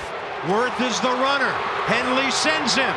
It's a perfect throw, and the ball gets away. The Nats tie the game, and the runners move up to second and third.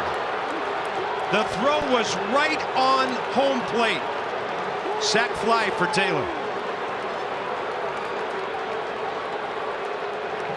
Hey, Jason Worth might have jammed his knee in A.J. Pierzynski, but you love the aggressive nature. There you go. There's Dusty Baker baseball. Easy for me to say here in the top of the ninth. But look how shallow this ball is. Enciarte can throw, and there's never a doubt between Bob Henley and Jason Worth on what's going to happen.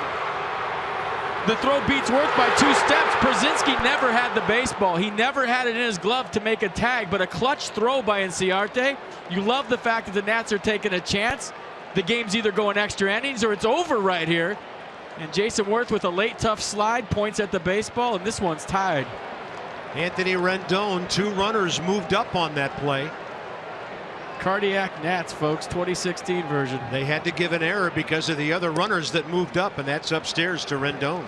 And you got to like this matchup right here. If you're Dusty Baker, Anthony Rendon's hit it on the screws every single time today.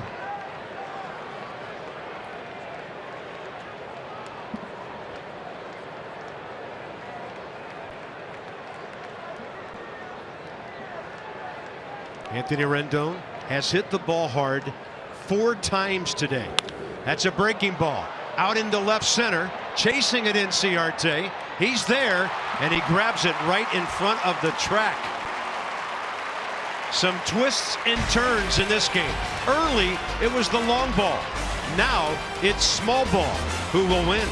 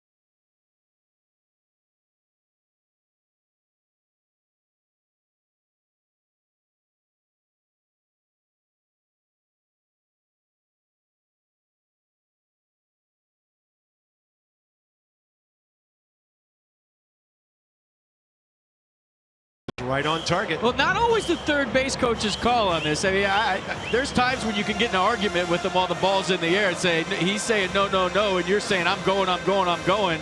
And it's ultimately your call as the base runner, whether you go or not. And Jason Worth with the late tough slide. Look at Jason Grilly ready to ring him up there in the background. What a great shot that is. If that doesn't encompass that whole play all in one. And you can't play this game scared. You really can't. If you stay right there and you leave it up to the next hitter, Anthony Rendon, I love the gamble. Even if Jason Worth got thrown out and we're driving home right now, I love the gamble. Fearless baseball wins ball games every single time. Blake Trinan now. Relievers, young and veteran, thrown into the fire in this ball game on opening day. Get it out of your system. Hector Oliveira, 1-for-1 career against Blake. who's got to harness that amazing stuff and power of his and throw strikes. Easy to say. Kelly Johnson hitting here for Oliveira. Kelly Johnson 1-for-1 career against Blake Trinan.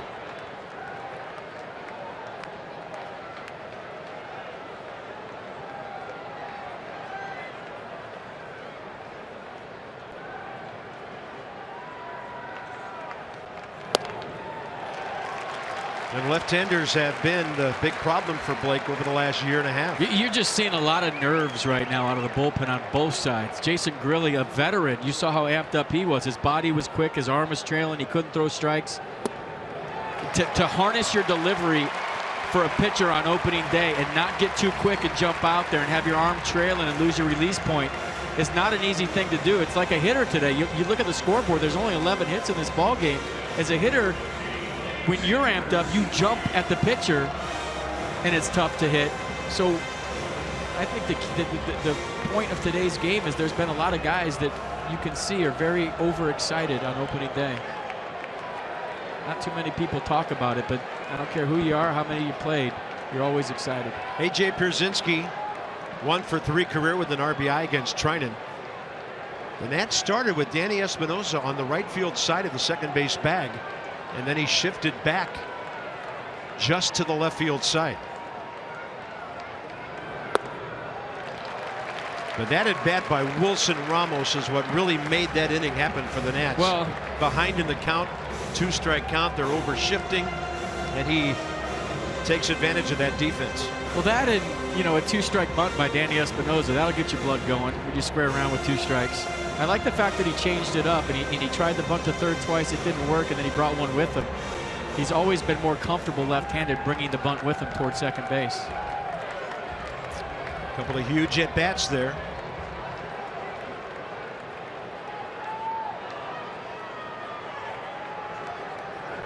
Pierzynski up the middle. They moved Espinosa. He gets to the ball and turns a 6-3 double play. What an athletic play by Danny Espinosa.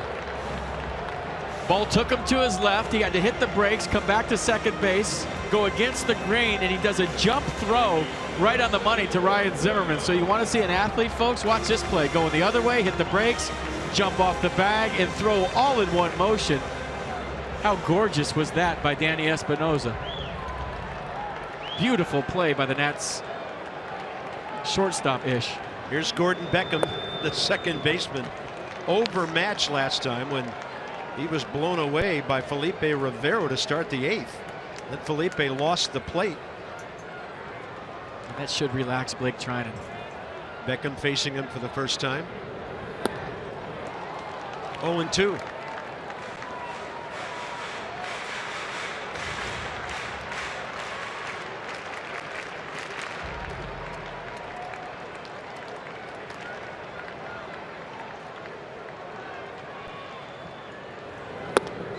Ladies and gentlemen, only 161 more of these.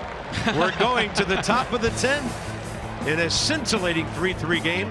Bryce Harper will lead off.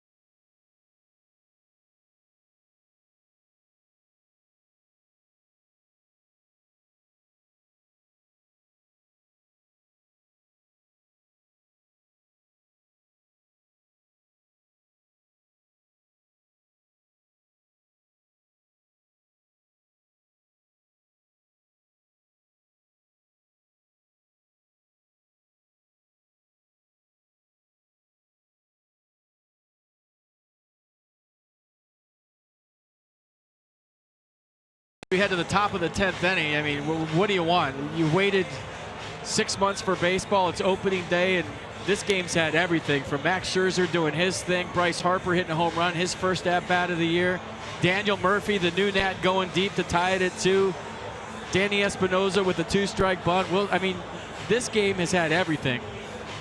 And like you said, going to break, line of the day. I don't know if I can take 161 more of these. You have no choice. Eric O'Flaherty, mainstay of the Atlanta bullpen from 2009 through the 13th season. Stops in Oakland and with the Mets since. And the Braves just brought him back, purchasing him from the Pirates on March 27th. Well, he must not be very popular because they just booed him off the mound. Yeah, nothing to do with Bryce Harper stepping in. Bryce 1 for 5 career against him.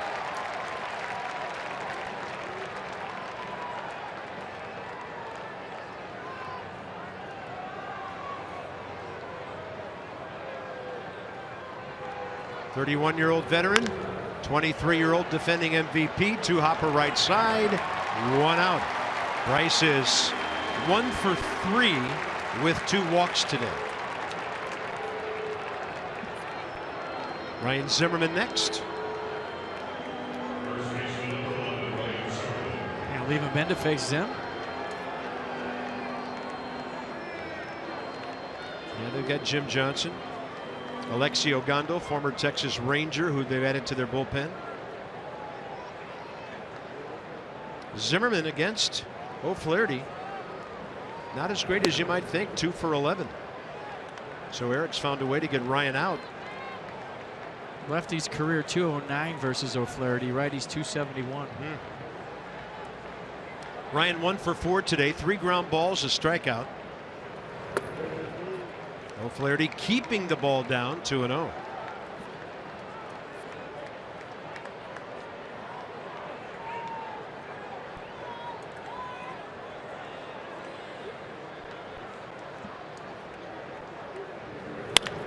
Hard hit. That's the second baseman over there. And he completely throws it away. Zimmerman goes to second. Gordon Beckham has struck out twice, and now he's thrown a ball about 10 feet off target. And FP, you've talked about this before. Guys playing where they're not used to, and sometimes different throws as far as angles go, but a major leaguer should make a better throw than that. Yeah, that's not even close. That's not even the same area code. He threw this one to Buckhead. I mean, Davey Lopes had a better chance than Freddie Freeman. So score that one 4 to Davey Lopes. Big break for the Nats. If you want to break it down, he stopped his feet. Anytime as an infielder, when you stop your feet and don't go toward the target, who knows where the throw is going to be, because your arm slot and your release point won't be where you need it to. Lefty with Murphy here. Got to make that hurt.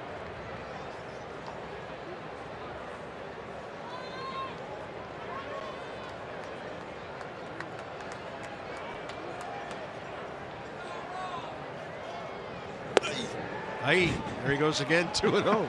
Evidently that's Murph when the pitch is really tight. He's the new Yunel Escobar this year.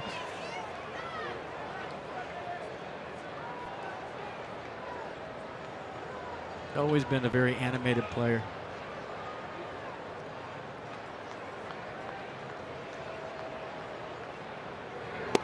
Wow. Almost took his belt buckle off again. You remember last year, I think he didn't like a pitch.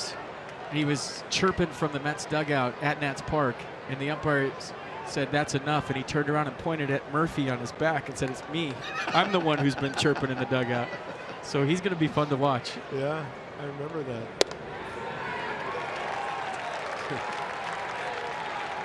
He didn't think that was a strike. Well, there's a way to handle that. Hey, turn around to Jerry Meals and you say, that wasn't a strike. 3-1 now.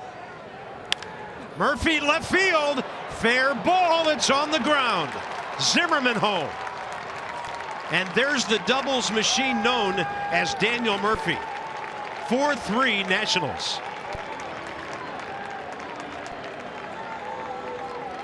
They make the error hurt badly. Good teams do that. You give them an extra out, especially late in the game, they're going to make you pay. And Daniel Murphy with a nice debut for the Nats, a couple of walks, a home run, and now the go-ahead double down the left field line. So 2 for 3, couple of walks, on base 4 times today in his Nats debut. I know it's game 1, but stay hot, Daniel Murphy. That's it for O'Flaherty with Jason Worth, Wilson Ramos, right-handed batters coming in. So the Nats have finally retaken the lead. It's the first time since the 4th inning they've been ahead here on opening day.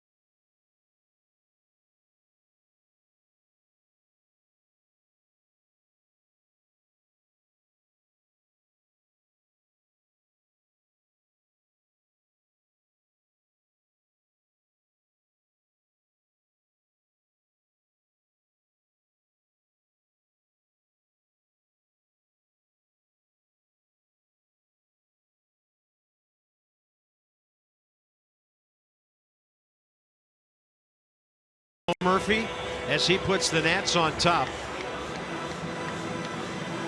And for Murphy, his 229th career double. Beckham with that really bad throw from the shortstop side of second base.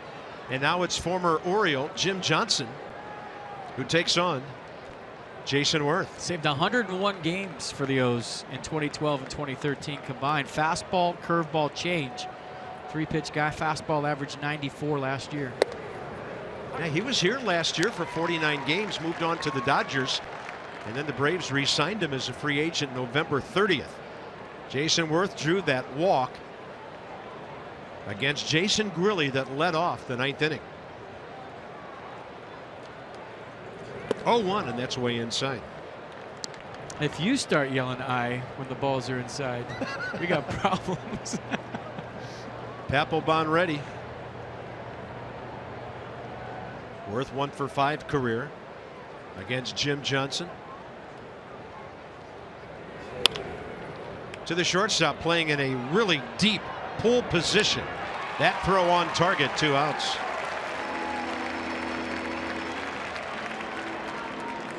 Bo Porter's the guy who handles the defense for Freddie Freeman.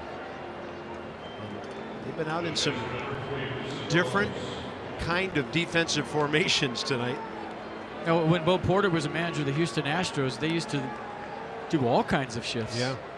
And they're playing Wilson Ramos the same way up the middle with Beckham, but the only difference here is Freddie Freeman doesn't have to hold a runner on, so he's kind of closing up that gap that was there last time for Wilson. So here's Ramos, 1 for 3 against Johnson. Bo Porter's favorite play when he was with Houston was the ground ball to the right side with a runner at second and fewer than 2 outs and trying to throw him out at third.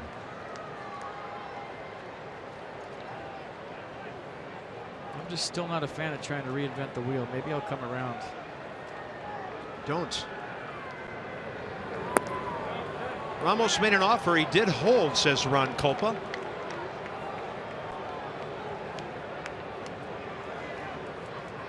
I just think from a mental standpoint, if I'm a pitcher, am I just as excited when the shift works as disappointed as I am when it doesn't work? And I think if you ask pitchers, it really gets in their head when they feel like instantaneously they did their job, and there's a 14 hopper to short, but then there's no shortstop standing there. That, to me, has a bigger effect on a guy's psyche than a shift that works. I know there's all kinds of data that shows it saves runs over a 6-month campaign, all that stuff. But I'm talking about intangible stuff that isn't on the stat sheet. How does it affect my pitcher mentally when the guy's not standing there where he's been standing for 130 years?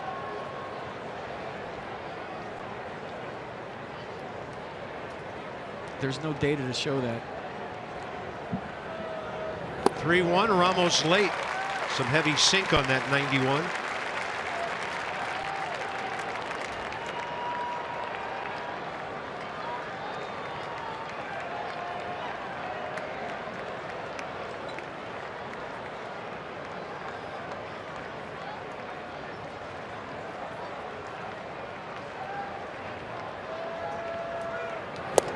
Ramos strikes out. But the Nats turn an error into a huge run. Jonathan Papelbon has 349 career saves. Bottom of the order, and then the top for the Braves ahead.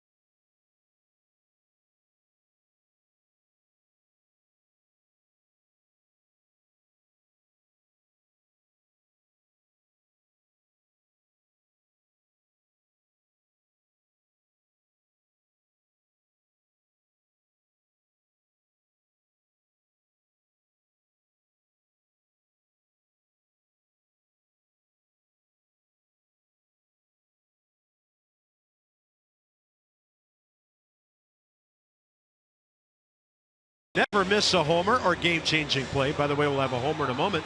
For Nats alerts and opportunities to win exclusive prizes, including meet and greets with players, text Nationals to 29292. Nationals to 29292. The Nats got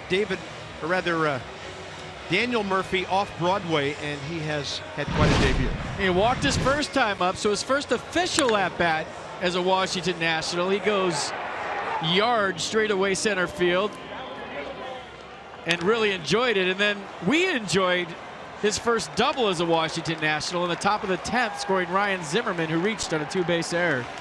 Pretty good debut for Daniel Murphy, on base 4 times today.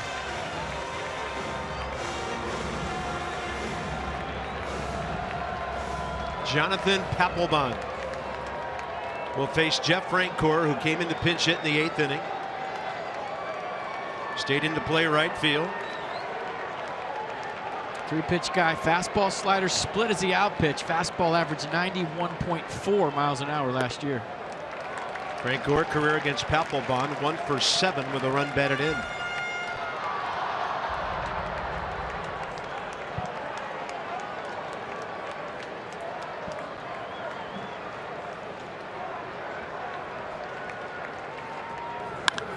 High in the air to left. Jason Worth under it, calls it. 1 out.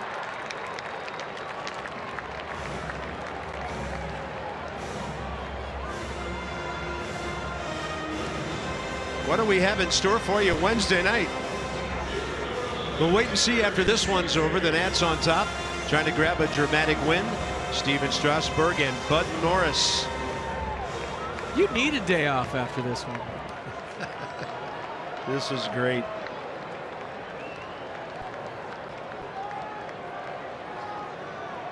Ender Inciarte. 0 for 1 against Papelbon with a ground out. Showed bunt for a second, then took a strike. Anthony Rendon was already on the grass at third. Papelbon fields his position well. He's a guy you have to think twice about bunting on.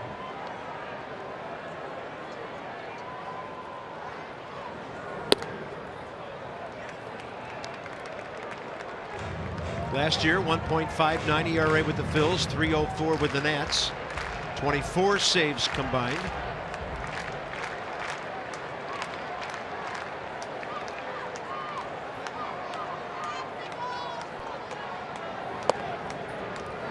In the zone, bottom of it with 91, strike 2.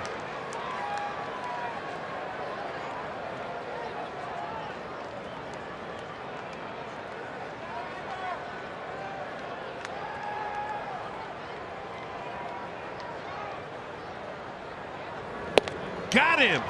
Took a little bit off with the mid-80s changeup. 2 down. You know, it's pretty obvious that he's not the most popular Nat, but if he does his thing and comes out and saves games, you know, you never want to tell fans what to do, but this guy's part of your ball club that you're rooting for, and if you want to get to where you want to get to this year as a Nats fan, he has to have a good season and be a big part of it. Yeah.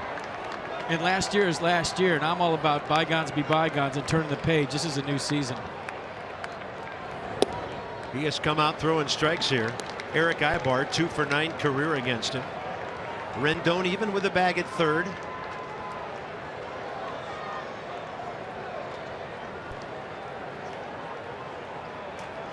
$48,282 paid today. Great crowd. They were into it. They booed Bryce. They booed Jason. Did the tomahawk chop a few times. And then had to watch as they gave away an unearned run in ugly fashion in the top of this inning. 1 ball, 1 strike with 2 down.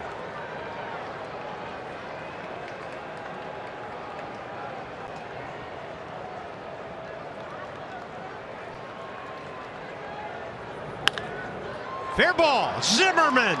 And the Nats grab the season opener. Well, folks, I think you learned a lot about your ball club today. A 19-4 spring and a feeling of winning kind of carries into opening day. And when you thought they were out of it, they found a way to fight back and win this one. And win number 1672 career for Dusty Baker. The Nats are undefeated. And the good thing about that 9th inning, no suspense from the closer. Fly ball, strikeout, ground out. The Nationals win it 4-3. And for Jonathan Papelbon, the 350th save of his big league career. The Nats, in 3 hours and 23 minutes, beat the Braves 4-3. Hope you can join us on Wednesday when the Nats and Braves wrap up the series. We'll get you going with Johnny and Ray at 6:30. Steven Strasburg against Bud Norris. This has been a presentation of Masson. Nats Extra straight ahead. And from Atlanta, see you later.